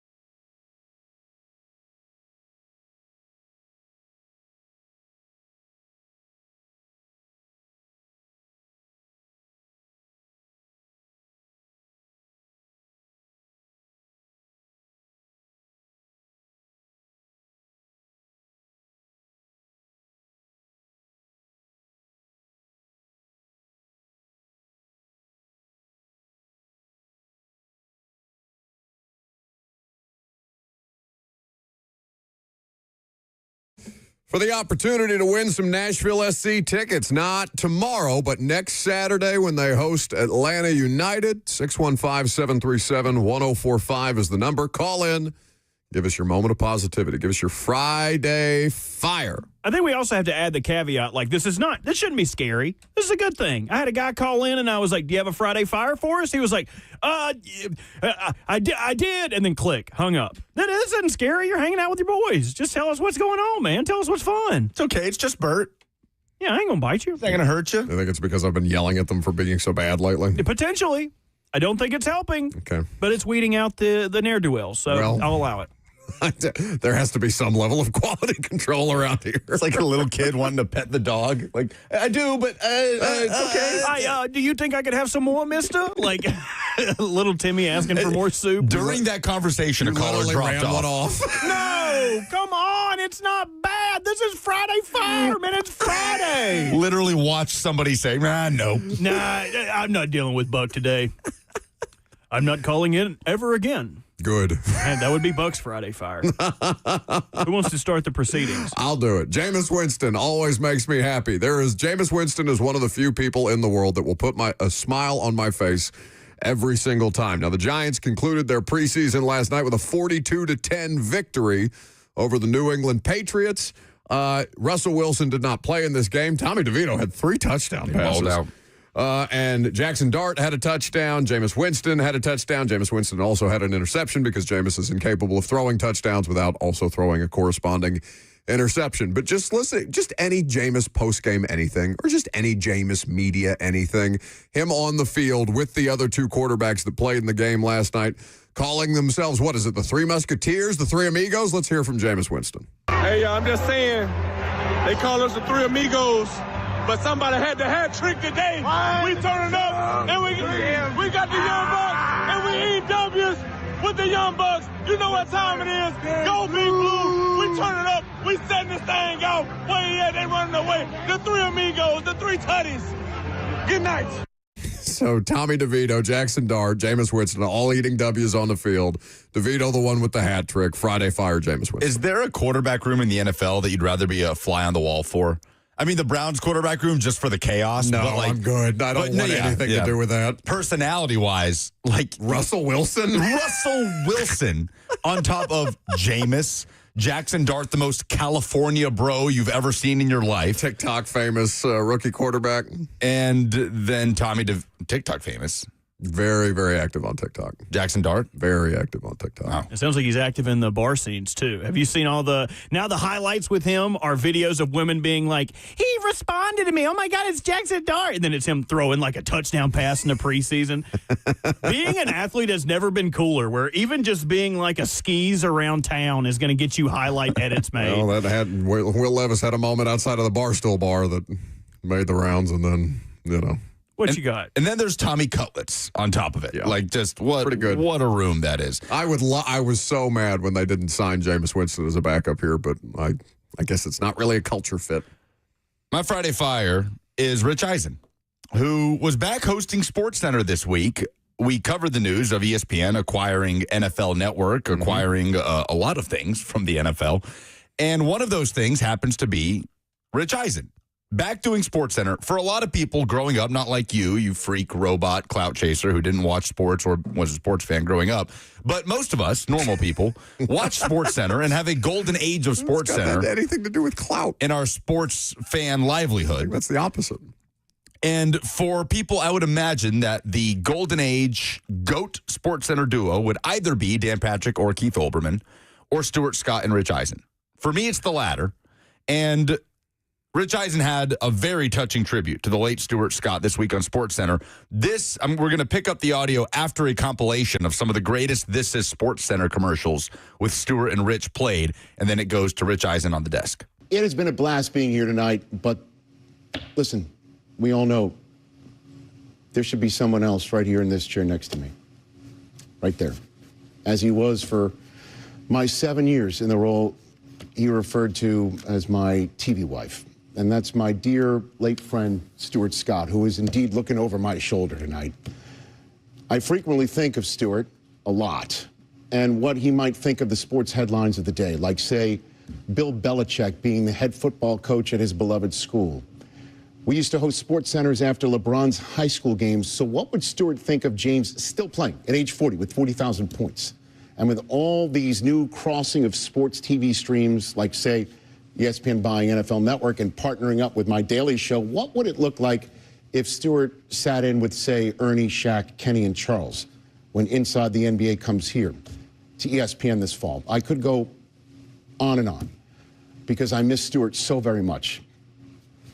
He should be in that chair with me, with us tonight. That's my Friday Fire. It's very touching. Robert? It must be nice to work with somebody that you feel that kind of attachment to, where it's like you finish each other's sentences. Like that must just be like a great working environment to be in. Can't relate. I was going to do something nice. And did you guys see Tyson Bagent's presser after he talks about his dad talking sweet. about being from West Virginia. $10 million deal. That was beautiful, but it's just not me. You know what I mean? It doesn't have enough oomph in it for me to give this as my Friday Fire. So when I saw Boomer Esiason crapping all over the Bengals today, I was like, oh, yeah, buddy, that's what I need. So the Bengals had sent an email to Boomer saying, hey, we're going to celebrate all of our legends with Dave Lapham and all of these other goobers coming into town in October, and we'd like you to do the same. Don't slander Dave Lapham, friend of the show. Okay, not slander. Everyone is a goober in Cincinnati. When you go to Cincinnati to meet Megan halfway, meet me halfway, you are also a goober. I like Cincinnati. It's a cool town. Yeah, Terrible I'm city. sure. It's not a terrible city. Terrible city. They send him an email, but not a email for Boomer. It was a wide blast that they copy and pasted and sent to every Cincinnati Bengals legend that they reached out to. So it did not say, hello, Boomer. It said, hello, legend. If you are traveling in for the weekend from out of town, we have secured a block of rooms at the Renaissance Hotel at a preferred discount rate. Rooms are limited, so book directly for an early and the best rate. We look forward to hosting you in the jungle for an unforgettable weekend. Don't hesitate to reach out to me or another guy on the staff with any questions you may have. Thank you, and hooday. So come on in, legends. By the way, you're going to have to pay for your own flight, buy your own hotel, and produce your own food. We're not going to wipe for you either. So Cincinnati Bengals are never going to buck the we are broke trends, and I love it. I don't think they're broke. I think they're cheap. Okay, cheap, broke, indistinguishable in court of law. You see someone out, and it's like, I'll have a water. Like, get a soda like the rest of us, brokey. Come on. Hop on the train. Brokey. They bring out it's like a... I thought the way that you two come after me when I refer to people as the poor is you just called somebody a brokey? Well, yeah, if you're going out and it's like everyone else is having a beer, it's like, no thanks, I'll have a water. Like, oh, what are you abstaining for? Come on. Maybe they're just better than you. The water's fine. The water's fine. Come jump in. 615-737-1045. What's your Friday Fire? Let's start with Jane in Laverne. Hey, Jane. You mean Jared? Sure. The N is silent. Yeah. My Friday Fire is hopefully this will be the last weekend we have to hear about Xavier Restrepo. The clamoring from the fan base for an undrafted rookie is a horrifying example of the state of this franchise, and I'm tired of listening to it. Okay. That's not quite a positive, but I suppose not very positive at all. A positive one for him, I guess. I mean, I'm also tired of the Xavier Rooting Restrepo. for Xavier's downfall? I mean, what is that? he's a nice kid. Every time you have a conversation about him, I mean, we're old now. They are now children to us. So Xavier Restrepo getting cut. It's his Friday Fire. Jane/Jared. Mo in Nashville is next. My Friday Fire is I have two things. The Friday Fire is Derrick Rose is getting his number retired in early next year. And the next thing I'm going to say is I think Lucas and Bert will probably agree with me. Buck, you get to cover the Titans for a living, like an NFL team. And it just sounds like every time I listen to you, like throughout the week, like you're so grumpy, you're so like mean about the team. And I get it, you're not trying to be biased or whatever, but so a little love, so a little happiness that you're covering an NFL team. This is a job that people will die for. Like, I don't know. That's just me. Thank you, guys. You're welcome. Win games. Yeah, I think he hung up. He didn't even want the NSC tickets. That was going to be my vote. Just wanted to get his point across. That's fine. Chris in Columbia is next. Hey, what's up? So mine's not really about sports, but my Friday Fire is that my boss sold the business that I worked for, making me unemployed. which then turned me to a good opportunity to start my own business. So starting next month, I will be a new small business owner, and that's good news for me. Hey, good. Congrats, man. We're happy for you. You made a negative into a positive. Well done by Chris. Glad you didn't plug it unless you want to pay for it, buddy. No free shout outs. He didn't do it. He could have, but he didn't. He thought about it. It's, So it's you like need those your people that yard call vote. in with sports opinions and then say, you can get more of my opinions on my podcast. Robert, if you could 615. pass on our sales manager's info when you give him the tickets. Dave, you'll be hearing Lucas from wants a new endorsement. You'll be hearing from one Dave Elliott soon. That's awesome. Hank is next. Hey, Hank. Hey, Buck. My Friday Fire goes to my grandson. Tonight is the beginning of, for his school anyway, high school football season. And we hear so much negativity all the time about the money with the college and the pros. Mm-hmm. And it did my heart good to hear him. He just, the amount of enthusiasm and the optimism, even though I won't name the school, but they struggled for the past few seasons. And just to see that pure love for the game, when there's nothing really on the line for it. It was my Friday Fire. Fire made me smile very big from ear to ear last night. So that's my lovely. fire. Very Well done, cool. Hank. Very cool. Y'all think he's any good? What, the kid? Yeah. Does that matter?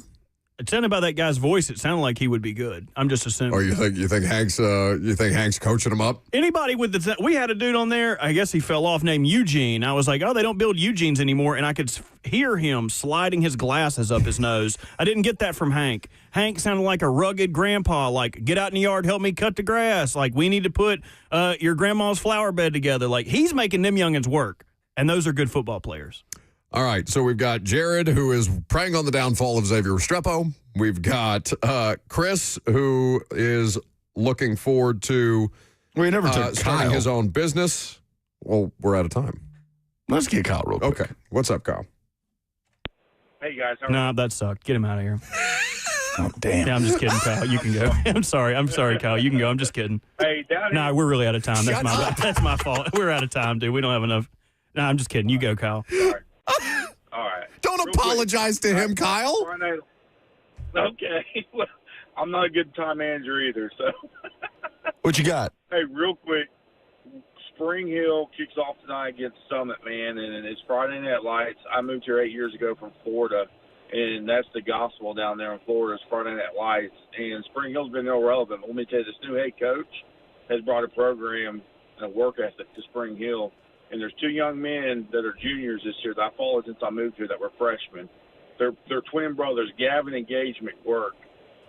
One's number 90, one's number 44. These two twin brothers for Spring Hill are going to bring this team relevant this year. You guys watch out for Gavin McGurk, number 44 this year for Spring Hill. Very Thank cool. you for the call, Kyle. Maybe he'll be one of our high school football heroes this season. Maybe so. We're bringing it back, next Tuesday? Next Tuesday. All right, my vote is for Hank. With the purity of high school football still being a thing, I think it would be fun to give Hank the tickets so he could take his grandson to the game. I agree. Yep, I'm down with that. All right, congratulations to Hank. We appreciate all of you who called, even the one that was preying on Xavier Restrepo's downfall as his moment of positivity. And call in every Friday at about 11:45 for your opportunity to win great prizes and also to celebrate something good in your life. Brett Kern in studio next.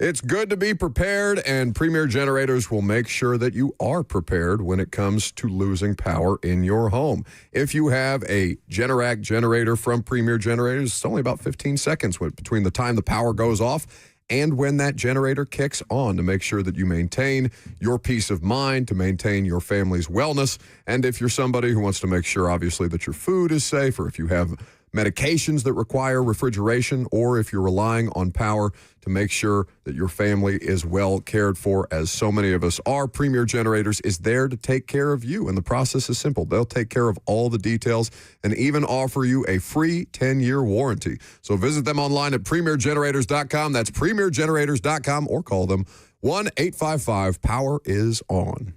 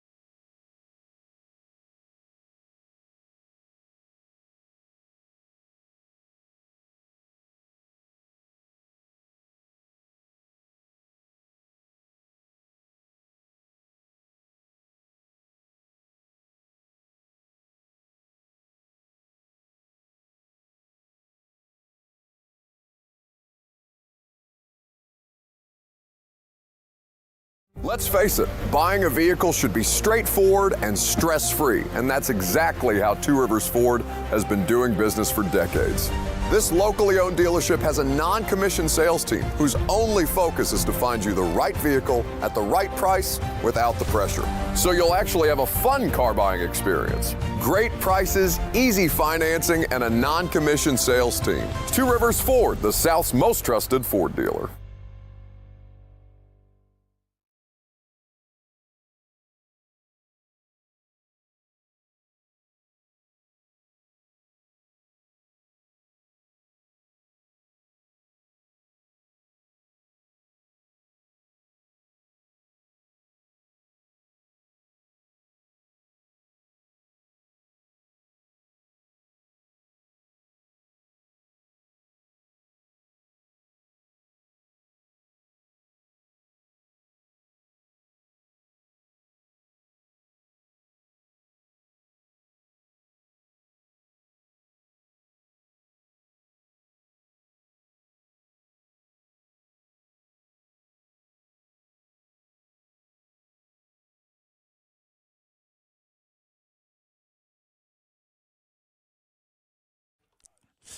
.03, good afternoon from the 104.5 The Zone studios. I'm Lucas Panzica. The Titans wrap up the preseason tonight at home against the Vikings. Cameron Ward and other starters will play, according to head coach Brian Callahan. Kickoff at 7:04 p.m. Farm Bureau Health Plan's Titans Countdown hits the air at 6. The college football season kicks off tomorrow. It is week 0, and Farmageddon is headed to Ireland. Kansas State faces Iowa State in a ranked matchup in Dublin. Kickoff tomorrow at 11 a.m. on ESPN. In college football news, the SEC is reportedly close to adopting a 9-game conference schedule. According to Ross Dellinger, the schedule would mean schools have 3 annual fixed opponents while rotating through other SEC programs. SEC presidents will be scheduled to meet soon to make it official. Nashville Soccer Club back home tomorrow, looking to end a 3-game losing skid, hosting Orlando City. Kickoff at 7:30. Pre-game coverage on The Zone starts at 7. For all your foundation repairs and waterproofing needs, visit USSTN.com. Breaking news at once on your home for the Titans and Vols. This is 104.5 The Zone.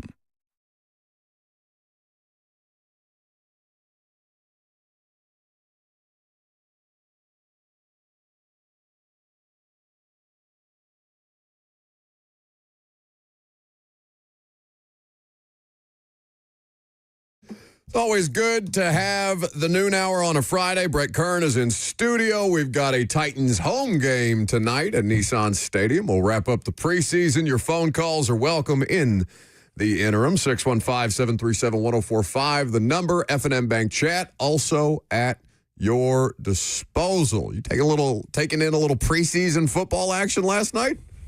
A little bit. Yeah? Not much. Just enough? Just enough. Just enough to wet the beak? See Jackson Dart, our all preseason team. MVP. We are crowning him. The Giants are the preseason champions. I'm going to demand that the two of you have an all preseason team by the end of the show today.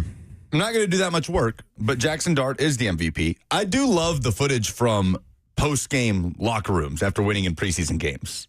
Like, just seeing teams going nuts, like, when they break down. I guess at the end of the preseason, it's a big celebration, but there's just so many people in that locker room. It's a lot of people. Celebrating a win that obviously doesn't mean anything. Like, how different is a preseason victory locker room post-game from a regular season victory locker room? There's just less people. It's still the same. Yeah. I mean, it's still crazy. It's still fun. Bates with a boombox running around. Yeah, that is always happening in practice. I'm sure you guys love that, trying to conduct an interview, and Bates is, JBL boombox going crazy. But yeah, it's tight in those locker rooms. A lot of guys are doubling up, those rookies. But it's a good celebration because some of these guys, they're pouring it out in camp. They're giving it all, and even to see last night, one of the guys for the Giants with that pick 6 late in the game, and everybody's down in the end zone celebrating. I don't know if that guy's going to make the roster or not. Right. I don't know, but to see everybody celebrate is really cool to see. Yeah, that's like their last opportunity, some of these fringe dudes, to make an NFL highlight. You know what I'm saying? And Lucas, have you ever been in a preseason locker room? No. So at least for some of these teams, like the Titans have an offensive locker room and a defensive locker room. So it's split up as far as the lockers go because there's so many more players than there would normally be. So you have half of the team in the TSU locker room for a home game versus the Titans locker room, the standard Titans locker room. Makes sense. So you're bopping back and forth between the two trying to figure out who to talk to. So where are the special teamers at? Well, most of the special teamers have their lockers. We have our own little corner. We just got our little section, own little corner. But road trips, the locker room is tight.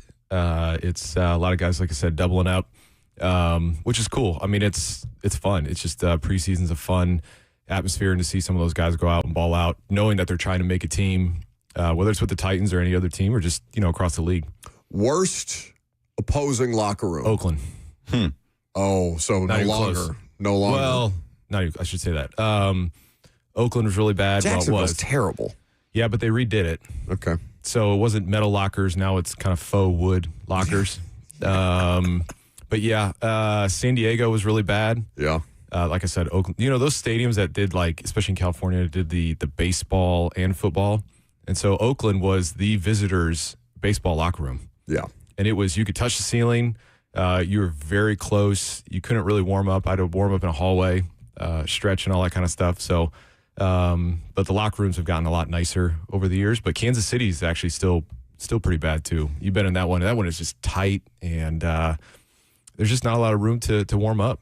It's been a couple of years because like that AFC Championship game, obviously in Kansas City, and then they had a Sunday night football game or a Monday night football game there a couple of years ago. It was Sunday night football. Malik started. Yeah. Yep.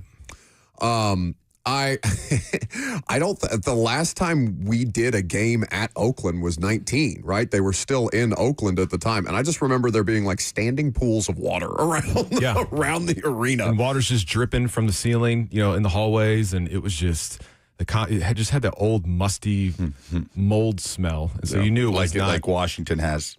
Yeah, Washington's not great either. Washington, you went there one time. I didn't think it was that much worse than Nissan. It's so much worse. Like, it's not. Now, the press box view sucks, but like that's a 1% problem. It's not even remotely close. It's so far out, number one. Sure. So logistically, it's a nightmare. No presence or vibe around the stadium whatsoever. Totally dead because it takes a damn hour to get out there. Sure. But I mean, like at the actual stadium, not like the environment. And yeah, it smelled like poop. Yeah. It smelled like sewage. You're not far off. You eat pieces of bleep for breakfast? No. So we have the preseason finale tonight at Nissan Stadium. And I don't know if there's players in particular that you're keeping an eye on who you may think are fringe or guys that have popped to you that you weren't otherwise paying attention to beyond the obvious because, of course, Cameron Ward's going to get the start, play a couple of series, then get the hell out of there and get ready for Denver. Yeah, I'm just really keeping my eyes totally focused on Restrepo. No, don't do the No, honestly. He's not a humane society puppy. For God's sakes. Man, I'm rooting for the guy. Like, he's as a UDFA myself, like, I root for those guys more than a lot of other guys just because I know, not being drafted, going through the whole process, combine. I didn't go to the combine either. I had one workout with the Browns. How many specialists do go to the combine? So apparently I heard they're trying to change the format to where there's going to be an actual, like, the combine, and then they're going to have a special teams combine, which is different. So they can get, instead of only having like 6 guys come, like 6 punters, maybe like 6 kickers. And before it only used to be like a snapper, and that dude had to do everything. I think now they're actually going to try to do it to where they can get like 12 punters, 12 kickers, 5 or 6 snappers, and make it more of a larger combine to get more eyes on these guys. Sure, that feels overdue. Makes sense. So, I mean, in all seriousness, though. Sorry, I'll answer your question. But like, I think it's important, Brett, because this is one of the biggest job layoffs anywhere in the country every year. Like, how many dudes? You said 1,100 dudes. Yeah. Ballpark are going to be available via waiver, via outright released because vested veterans are not subject to the waiver claims and things like that. And we got I know you were back in the production studio with Robert when that guy called in and said his Friday fire was that he won't have to talk about Xavier Restrepo anymore. And I do think it's important to have somebody here to humanize players that way. Yeah, I think, like I said, there's going to be, roughly 1,100 guys that are going to get cut here this coming weekend. And that's a lot of guys. But for the Titans, you have the number 1 claim spot. And so you could be rooting for guys for the Titans. Is he going to make the team? Is he not? To have that number one spot is huge because now you're getting a crack at, I'm going to say probably close to 1,000 guys. And they have all been scouted. All their games have been watched, all that kind of stuff. And so for the Titans to have that spot and that priority, I wouldn't be surprised if, we have 8 new faces that come in, just because you look, even from like Bones' perspective, from a special teams perspective, there might be a guy in Dallas that gets cut that like it was his guy last year. And so he knows, okay, if we sign him, I know I can bring him in as a core 4. He can start week 1 in Denver and we're good to go. And so you can add depth pieces and all that stuff. So there's a lot of guys that you're kind of rooting for, cheering for, and they might make the initial 53. But where they're at with this, the claim spot, that's huge to be able to get some of these guys and to be able to get first crack at some of these guys. And Luce, they're doing so much as a front office staff because, you have people that are dedicated to certain things, right? You've got Dave Ziegler, who's a former NFL general manager, whose primary focus is pro scouting versus college scouting, but he's also helping to get the college scouting in line too. You've got Reggie McKenzie, who's a longtime NFL executive, former general manager. We've talked about Brinker and Borgonzi. They are trying to make sure that they know the entire league for exactly the reason that Brett just brought up, because they're going to have a crack, first crack at 1,000 different players that become available, and they've been watching apparently every preseason snap for as many teams as humanly possible because they have an edict from on down high that we have to know the entire league here. Yeah, and that could be where initial roster surprises come too, right? Like if there's a player the Titans really like there's always, we talked about it last year, it was the 5 tight ends. There's always that certain number of players in one position group that catches us off guard. Nobody ever predicts the 53. Right. When you've got that number 1 spot, then that's where that surprise can come, right? Oh, here's this dude from Philadelphia that they've decided to bring in because they saw him and liked him. Well, even watching the game last night, the Pittsburgh game, like Kenneth Gainwell, I played with him in Philly. Like he is a very good, kind of a Tajay Spears type player, right? Type running back. He's played in the league. He's done special teams. I think this is year 5 for him, maybe even 6. And so year 5, yeah. Right. If somebody comes available like that, can they claim him? No. But to bring in somebody like that would be huge. And so we don't know what Tajay is. You guys were talking about your ankle sprain, like grade 1 to grade 2 to grade 3. Grade 3 is, that's 6-8 weeks, right? Finally, someone that understands. You should have seen him. Like, far be it for me to accuse somebody else of being a victim given my behavior on a day-to-day basis, but you've never seen a more pitiful looking human being than this man from a rec league soccer injury. I couldn't put weight on it for 9 days. It was terrible. But Gainwell, Memphis guy too. Yeah, coming back to Tennessee. I'm really looking at kind of the draft classes, right? Because I think we all know that in order for this team to be relevant and playoff contending year in and year out, these draft classes have to hit. And so getting value in guys that you're drafting, homegrown, right? They're cheap because you don't want to rely on free agency to build this team. Like that just gets expensive quick. And then there's also another reason why is this guy a free agent, right? Why is this guy getting big money? Well, yeah, in Dan Moore's case, we needed a left tackle to get you have to supplement where you need it, right? And that's what the Titans have done with the offensive line, which I think we'll see the results of based on who they brought in, right? But I'm just watching these last draft classes because, we had 9 picks this year, but if you go back a couple years ago, we had 9 picks, and there's still only 2 guys on the team, right, with Roger and Chig. And so we just don't, as Titans fans or as, people that are invested into the Titans, we just can't have continual draft classes like that. And so to see this draft class, how guys have matured, progressed, like you're looking at somebody like Cedric Gray, right? I'm looking at Marcus Harris, cornerback. He's kind of caught my eye, just his ability and coverage, and then obviously making open field tackles have been really huge. And then obviously you try to get guys that can fill in these UDFAs, which, whether it's somebody like Restrepo or Bryce Oliver, right? Gabe Judy, right? Some of these guys that came in as UDFAs into the league. Maybe they went to the Browns for a year, right? And then the Titans picked them up, and they're starting to thrive a little bit because how you make out the bottom half of your roster is with those UDFAs. 615-737-1045 is the number if you want to jump in. Brett Kern's hanging out for the next segment with us as we wrap up things on a Friday. Get you ready for preseason game number 3 between the Titans and the Vikings. I'm Buck Rising. It's 104.5 The Zone.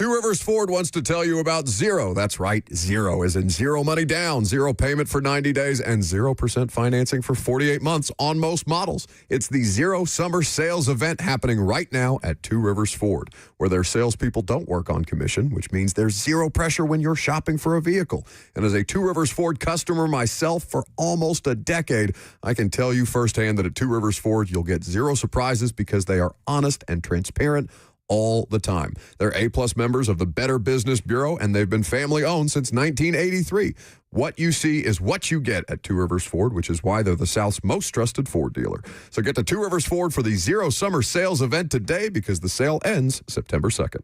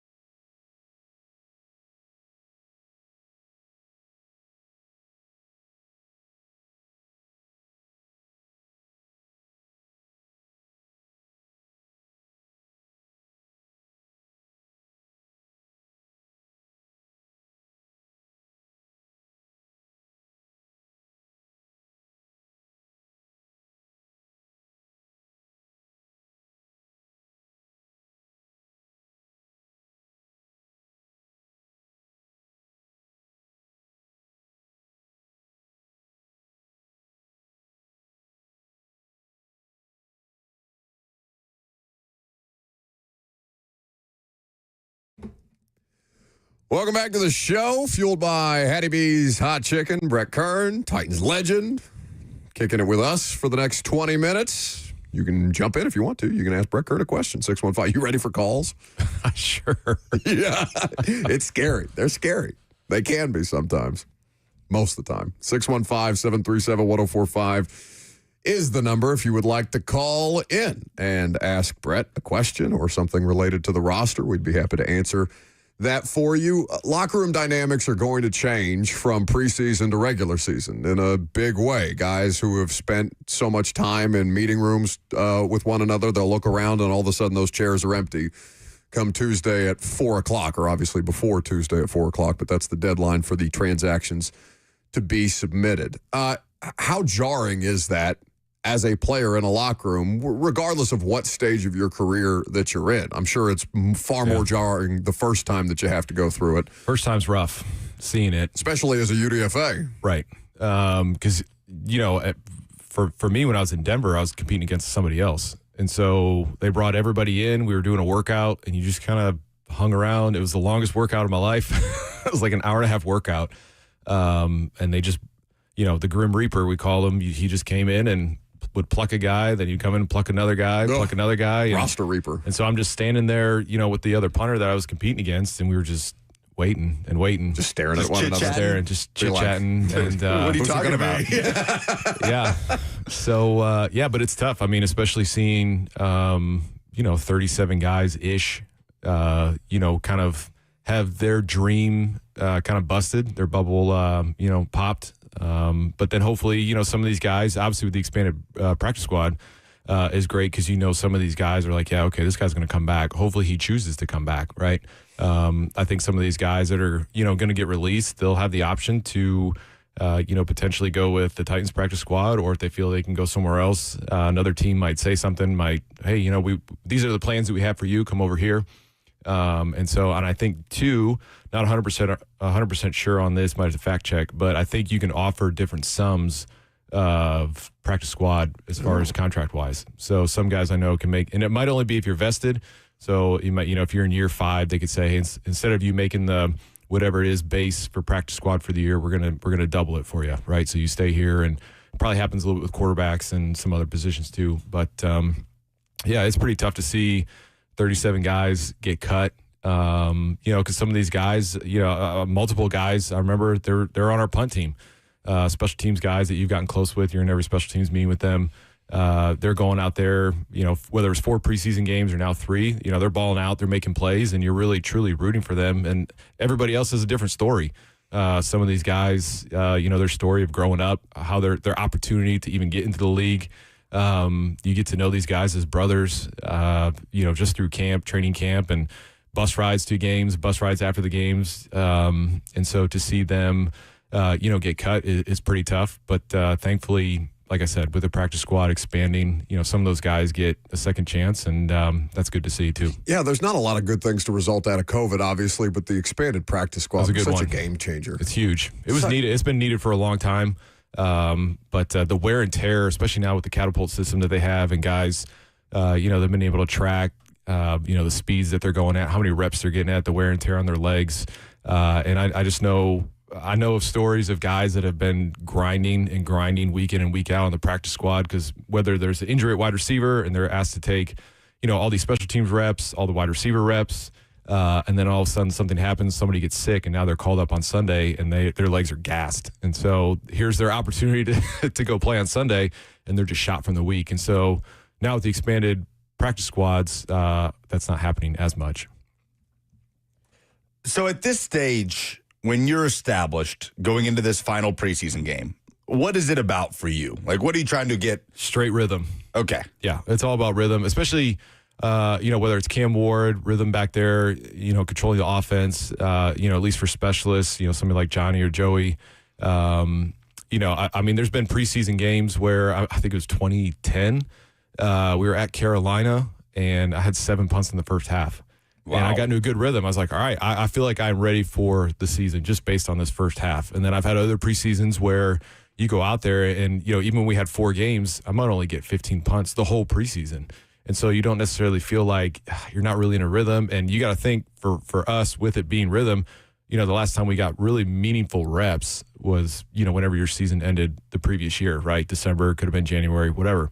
And so preseason is important just from a rhythm standpoint of, how you're prepping the day before, obviously the whole week, but the day before, and then going out there for warm-ups, trying to stay locked in mentally as best as you can. You come out an hour and a half before the game to start warming up, punting and kicking, and you have to carry that over for a full game. So it's really, you're looking at 4.5, almost 5 hours of being locked in. And so to stay in that rhythm, it's also standing. I call it standing shape as a specialist.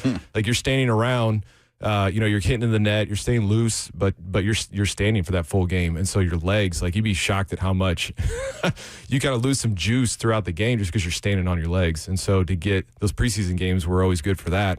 Because when you get to the regular season, obviously you got to be fresh. If you're called upon, and it's 5 minutes to go left in the game, and that's your first punt, it better look like what it did. Warm-ups 5 minutes before the game. So for starters, and Brett Kern hanging out in studio with us, starters that don't play, Jeffrey Simmons we don't expect to play, Devondre Sweat, Calvin Ridley was held out last week and missed some practice with soreness this week. Be surprised if we see him out there. Yeah. Snead, guys that are coming back and that have been dealing with stuff. So how difficult does that become for them when suddenly you turn your attention to week one and they haven't had that opportunity to establish that rhythm in the preseason? Yeah, I mean, it probably just depends on the player individually, right? Like Big Jeff, he might be totally fine with, not having a rep in the preseason and be, hey, I'm ready to go for Denver. Like obviously he's in shape. we know what he's done, for his personal health, body, physique, and all that kind of stuff. So we know he's in shape. It just depends. Some guys might say, hey, yeah, I'm cool. I'm good. I'm mentally ready. I'm physically ready. Other guys might ask, Patrick Mahomes. He's like, yeah, I'd love to play some preseason. I'd love to get some reps in just to get that rhythm, game day routine going, all that kind of stuff. So I think it just depends individually what each guy wants, what they feel ready for, what they need, or what they're ready for week one. Ryan Stonehouse got cut in Miami. Yeah, that was quite the battle. Craig Aukerman is down there, the former Titans special teams coach. I know you almost ended up down there in some capacity, or at least they were inquiring after you. Yes. So from a critical eye, and obviously having expertise at the position, what about Jake Bailey makes him a better option versus Stonehouse? Because Stonehouse, at least from objectively, Brett, it felt like a bit of a flash in the pan moment. And the injury, you don't know how detrimental the injury was after the fact. So I wonder what you make of what the decision was there, understanding that you have a little more context than most people might. Yeah, I think it just came down to obviously what Auk wants, yes, but then obviously what does the head coach want, right? What does he prefer? What type of style of punting, right? Yeah, because obviously Stonehouse, we all know that he can. I mean, he's had an NFL record that's been around for 80 plus years, right? And I had a chance to get that record, and I couldn't. And it's so hard. So for him to be able to do it in almost back-to-back seasons, really, is extremely impressive. And so I think it just comes down to what type of punter do you want? Jake's a little bit better at directional punting. And then obviously they both were booming the ball. And so it comes down to, is the distance matching the hang time, right? There's a chart, actually. It breaks down in order to get, it's not 100% correct, but as far as the ability to get a fair catch, right? So if you have a 40-yard punt, it needs to be at like a 4.3 hang time. And it's like 95% of the time it's going to be a fair catch. Now, if you have Pac-Man Jones back there, it's never going to be a fair catch, right? There's some guys that just will not call fair catch. They don't care. And so obviously it doesn't make it 100%.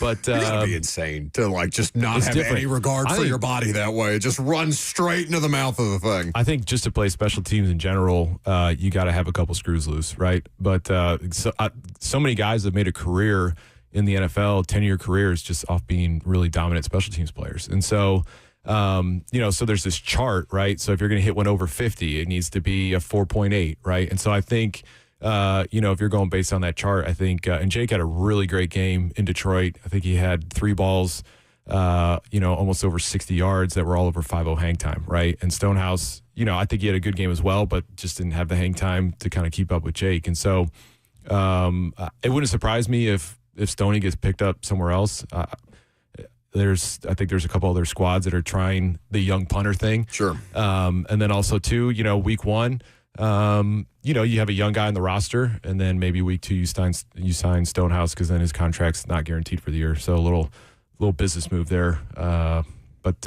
like I said, I wouldn't be surprised if he gets picked up somewhere. Mark in Murfreesboro is up next. Hey, Mark. Hey, gentlemen. Kern, my pleasure to talk to you today, brother. Yes, sir.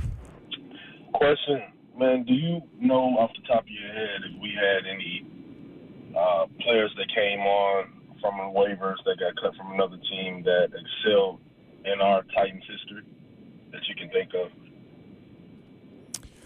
Offhand, I mean, Thanks for the call, Mark. yeah, I mean, offhand, there's probably plenty of them.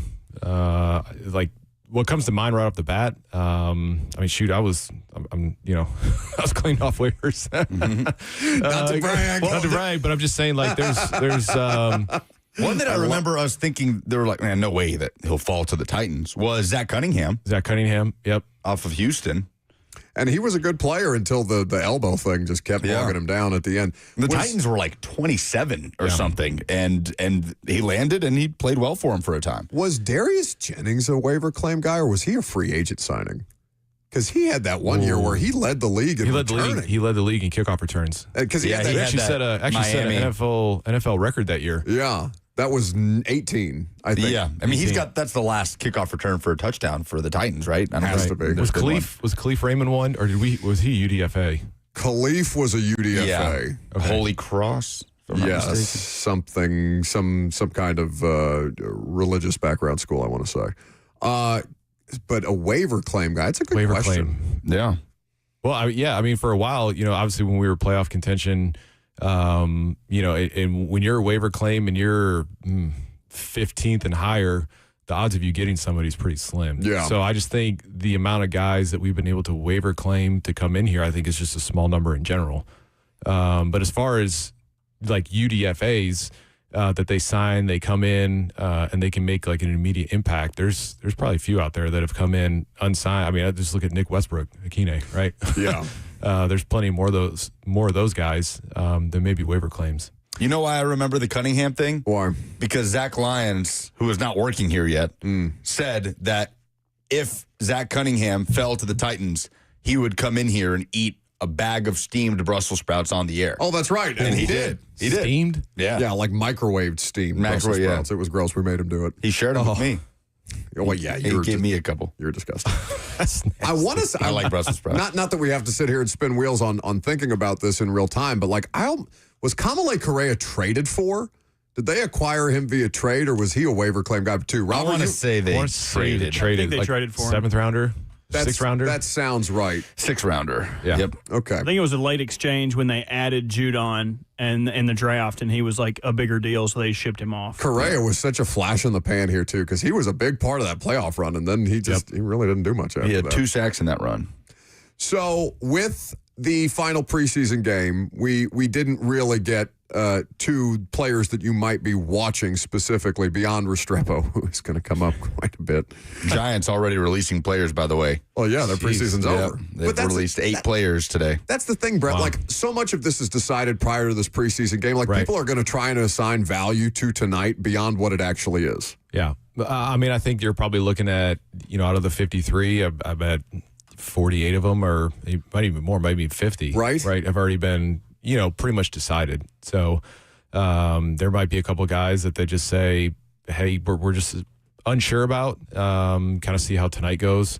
And so, like I said, I like, I'm looking at this draft class, Femi, how much playing time will he get tonight? Because the more reps he gets, and I understand it's preseason, Coach Mack was talking about, you really develop your craft once, week 1 starts and your, bullets are really starting to fly. But still more reps of just being out there and getting plays under your belt to work on things that you've been trying in practice, right? If there's a secondary move, third move that you're working on, go out there, try it out. And so, like I said, I think these past couple draft classes, they need to hit. And in order for the Titans to kind of, be relative and to where we're talking about playoff contention year in and year out. And that's just the thing. Like, it's just about being mattering into November. That's the thing that was so bizarre about last season. I don't know if you can recall a football season that felt that lopsided as last year, but I mean, how many teams, Lucas, did we talk about with losing records who were just not even remotely in the mix? Yeah, there was a stretch there where there were you could count on two hands the amount of NFL teams with 3 wins or less, like late in the season. You know what I'm saying? Like it feels like almost in any other normal year, and you're going to have some variances. Not every year can be the same, but I feel like you have to, if you want to pay attention to the league, generally, you still have to watch teams into November more often than not, because there's still a possibility where you're mathematically alive, even if the math on that is you're stretching the numbers as thin as humanly possible. They're like, that's what made last year such a bizarre experience, not just from a Titans standpoint, but whether you're a Raiders fan, a Patriots fan. These teams were dead in the water in October. Yeah, and I don't remember many games getting flexed last year either. No. It just felt like, you go into that final week and it's Sunday. Who's going to be that Sunday night football game? And you're like, Fools. We were talking about Titans-Bengals being a potential flex game in Week 15. Well, there was nothing that was really flexed, and I felt like, the rush or the move to get into the playoffs, there just wasn't really a lot of matchups, in that month of December that were just really felt, I don't want to say meaningful, because every game's meaningful because guys are playing for their job, but as far as playoff contention, there weren't many games where it was like, hey man, this is a playoff game right here. This is make or break. And it just kind of, like you said, just wasn't really much last year. You're ditching us Monday for a golf tournament. Yes. Sounds more fun. In Fairhope, Alabama? Yeah. So this is you are a golfer on a regular basis, obviously. Who's the I may have asked you this question before. Dick LeBeau, the best or one of the more interesting people that you've played golf with? Yes. Just a renaissance man. Yeah, well, I mean, he was what, 70? Easily. 70s, mid-70s. He's gone out there he's looked 90 his entire career. Firing barely above his age, which is impressive. It's gross. Yeah. So who's the most challenging competition that you're going to face in this tournament? Yeah, it's a combination. It's the pro rivals tournament, and it's just this league that's getting started up between NHL, NFL, MLB, and NFL. And it's about 80 guys, and it's pretty much Tahoe, like all the best players from Tahoe. Pavelski will be there. He won it. Smoltz is going to be there. Mulder, Suckup's coming down. Romo's going to be there. Jerry Rice. I think out of the 80, I believe about 30 guys are a 1 handicap or better. So it's going to be, but they're trying to really grow this league into something to where, I think next year they're going to try to have 6 events kind of across the country. And then have like a tour championship, at the end of the year where you take your best. Everybody's going to get points, just like FedEx Cup. And then at the end of the year, your tour championship will take your best 8 in each sport, and then another 8 to qualify just based on points, and have a tour championship. So, is there a sport that lends itself better to being good at golf? Like, because Steph Curry's an excellent golfer.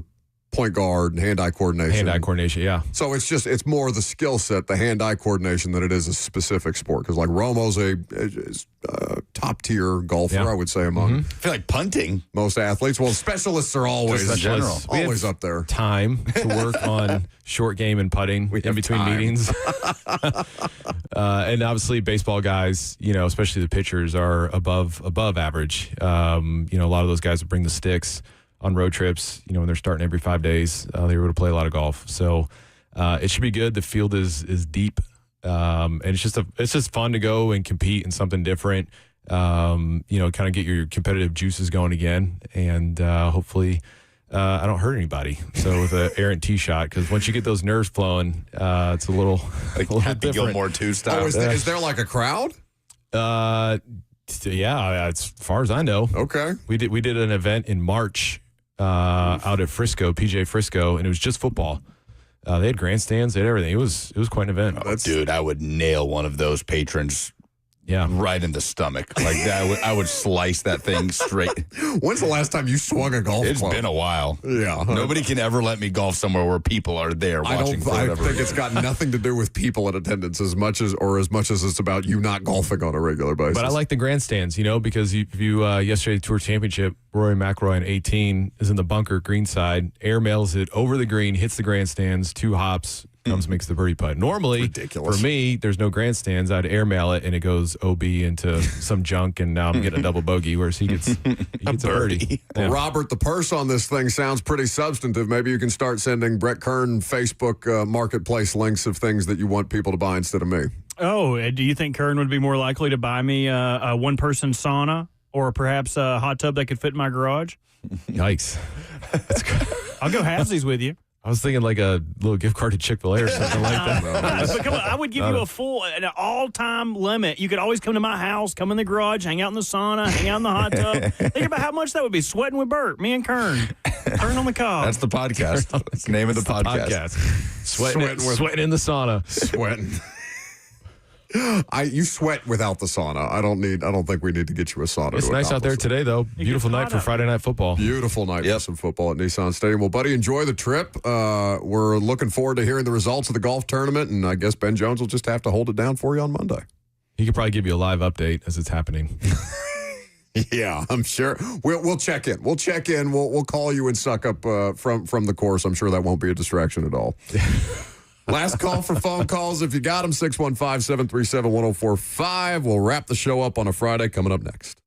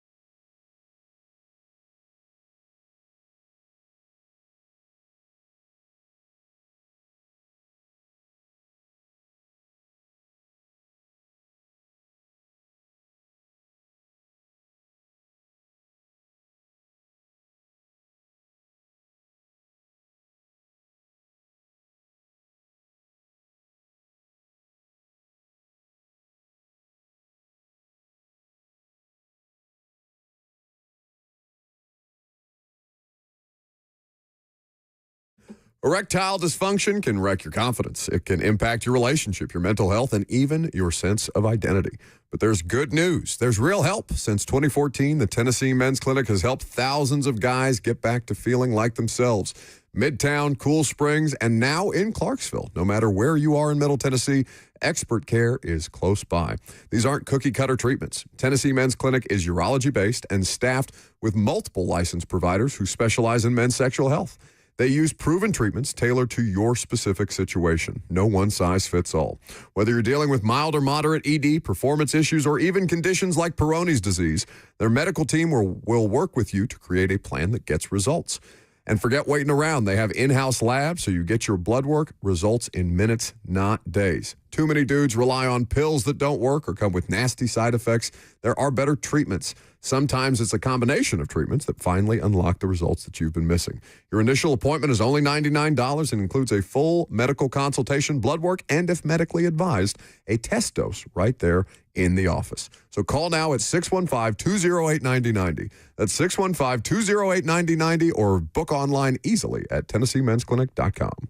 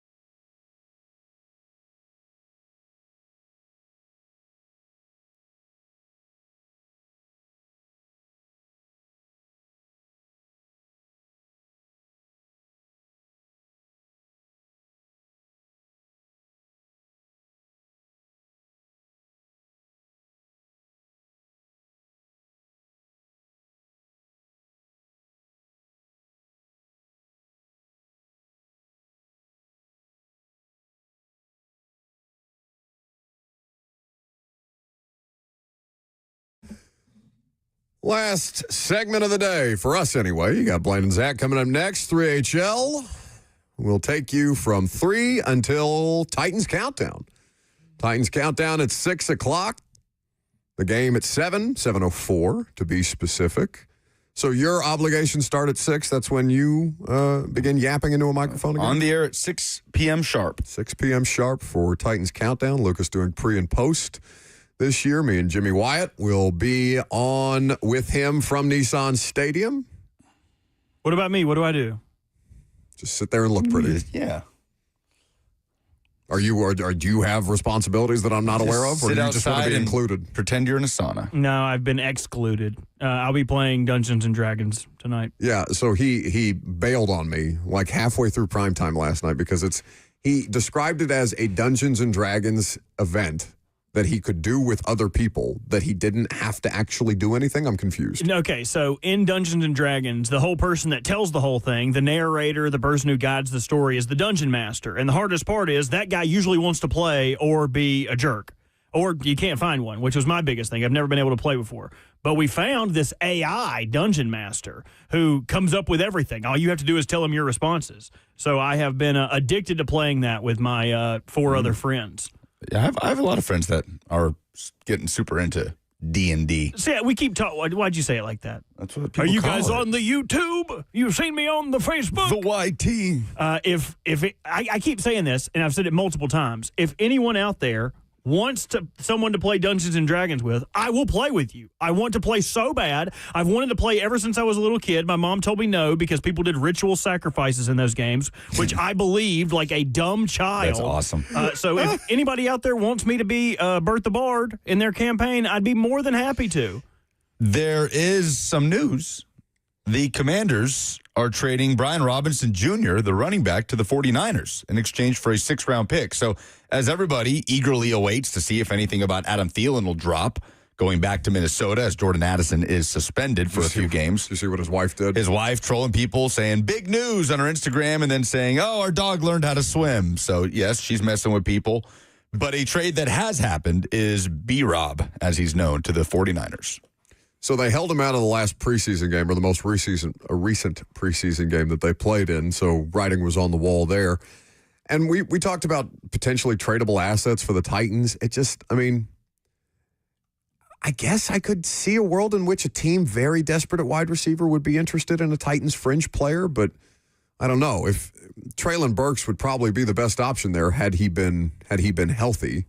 And obviously that's not the case with him already being on injured reserve. So, if Van Jefferson goes out there and balls out tonight, you think there's a world in which he's not on the roster and headed somewhere else? Theoretically, he's the one on the roster with the most experience beyond Calvin Ridley or James Prochet, but I would be pretty surprised to see a team give up even a 7th-round pick for a guy on a 1-year, $1.6 million deal. Cost effective that way, anyway. Is this Odie? No, our keyboard back here is like typing on a daggum potato, and it won't listen to me. That is Jody in Smyrna, and he would like to ask you a question on Cam and Bill Callahan. Hello, Jody. Good afternoon, fellas. Hey, I'm just curious. We're all talking about Bill Callahan being on the hot seat or whatever. Brian. But say Cam Ward has, or Brian Callahan. I'm sorry. Well, maybe Bill too. Who knows? Well, yeah. But, if you fire his son, I don't think Dad's sticking around. But go ahead. Say Cam Ward lights it up, has a great year. The head of whatever he has a great year. Him and Brian are working together, but the Titans still are not good. Mm-hmm. So is it one of those things where they're going to keep Brian around another year to see what they can do? Maybe they can get better. I don't know, but I would hate for Cam to have to start over with another coach. But it'd be one of those situations. But I'm just curious. I'll hang up and listen. Yeah, thanks for the call. I mean, we've talked about this scenario a couple of times. I genuinely think the people that Brian Callahan directly reports to, beyond the owner, are committed to keeping him for this year and giving him an opportunity into 2026. Yeah, everybody wants stability. It's about, will their hand be quote-unquote forced, and what does that take? By ownership. Yeah. Well, yeah. What is that breaking point? So we don't know. We don't know the answer to the question, but I do believe if it was left up to the front office, that's Brinker and Borgonzi, that they would be good with Brian Callahan continuing on through this season into the next one. The thing that we cannot predict is Amy Adams-Strunk behavior on that. Let's do some polls. Get out of here. Yeah.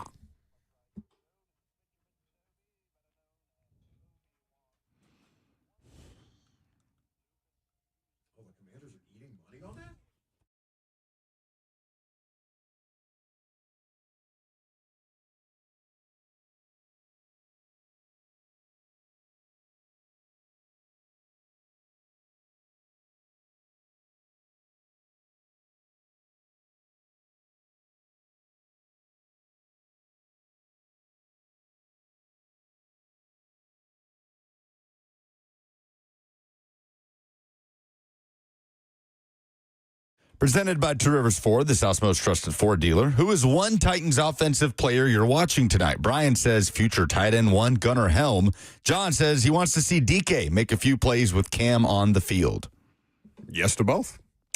Agreed. Van Jefferson, another one being mentioned. One Titans defensive player you're watching tonight, Femi Oladejo, getting a lot of mentions here, as well as Cedric Gray and Marcus Harris. Yeah, James Williams, too, just for the sake of kind of trying to figure out what we can determine. Again, preseason games aren't everything, but seems tighter than we would have imagined between the two second-year linebackers. Which three fixed opponents would you want for Tennessee in the new SEC 9-game schedule? David says Vandy, Bama, Florida.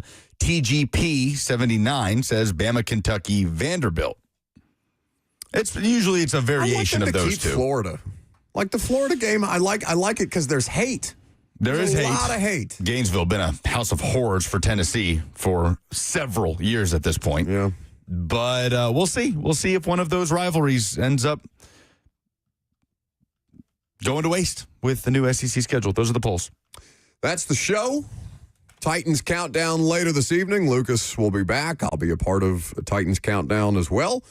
Just a couple minutes before kick with Jimmy Wyatt. We'll be at the stadium. Well, I'll be at the stadium. So if you're at Nissan tonight, say hi. See you there.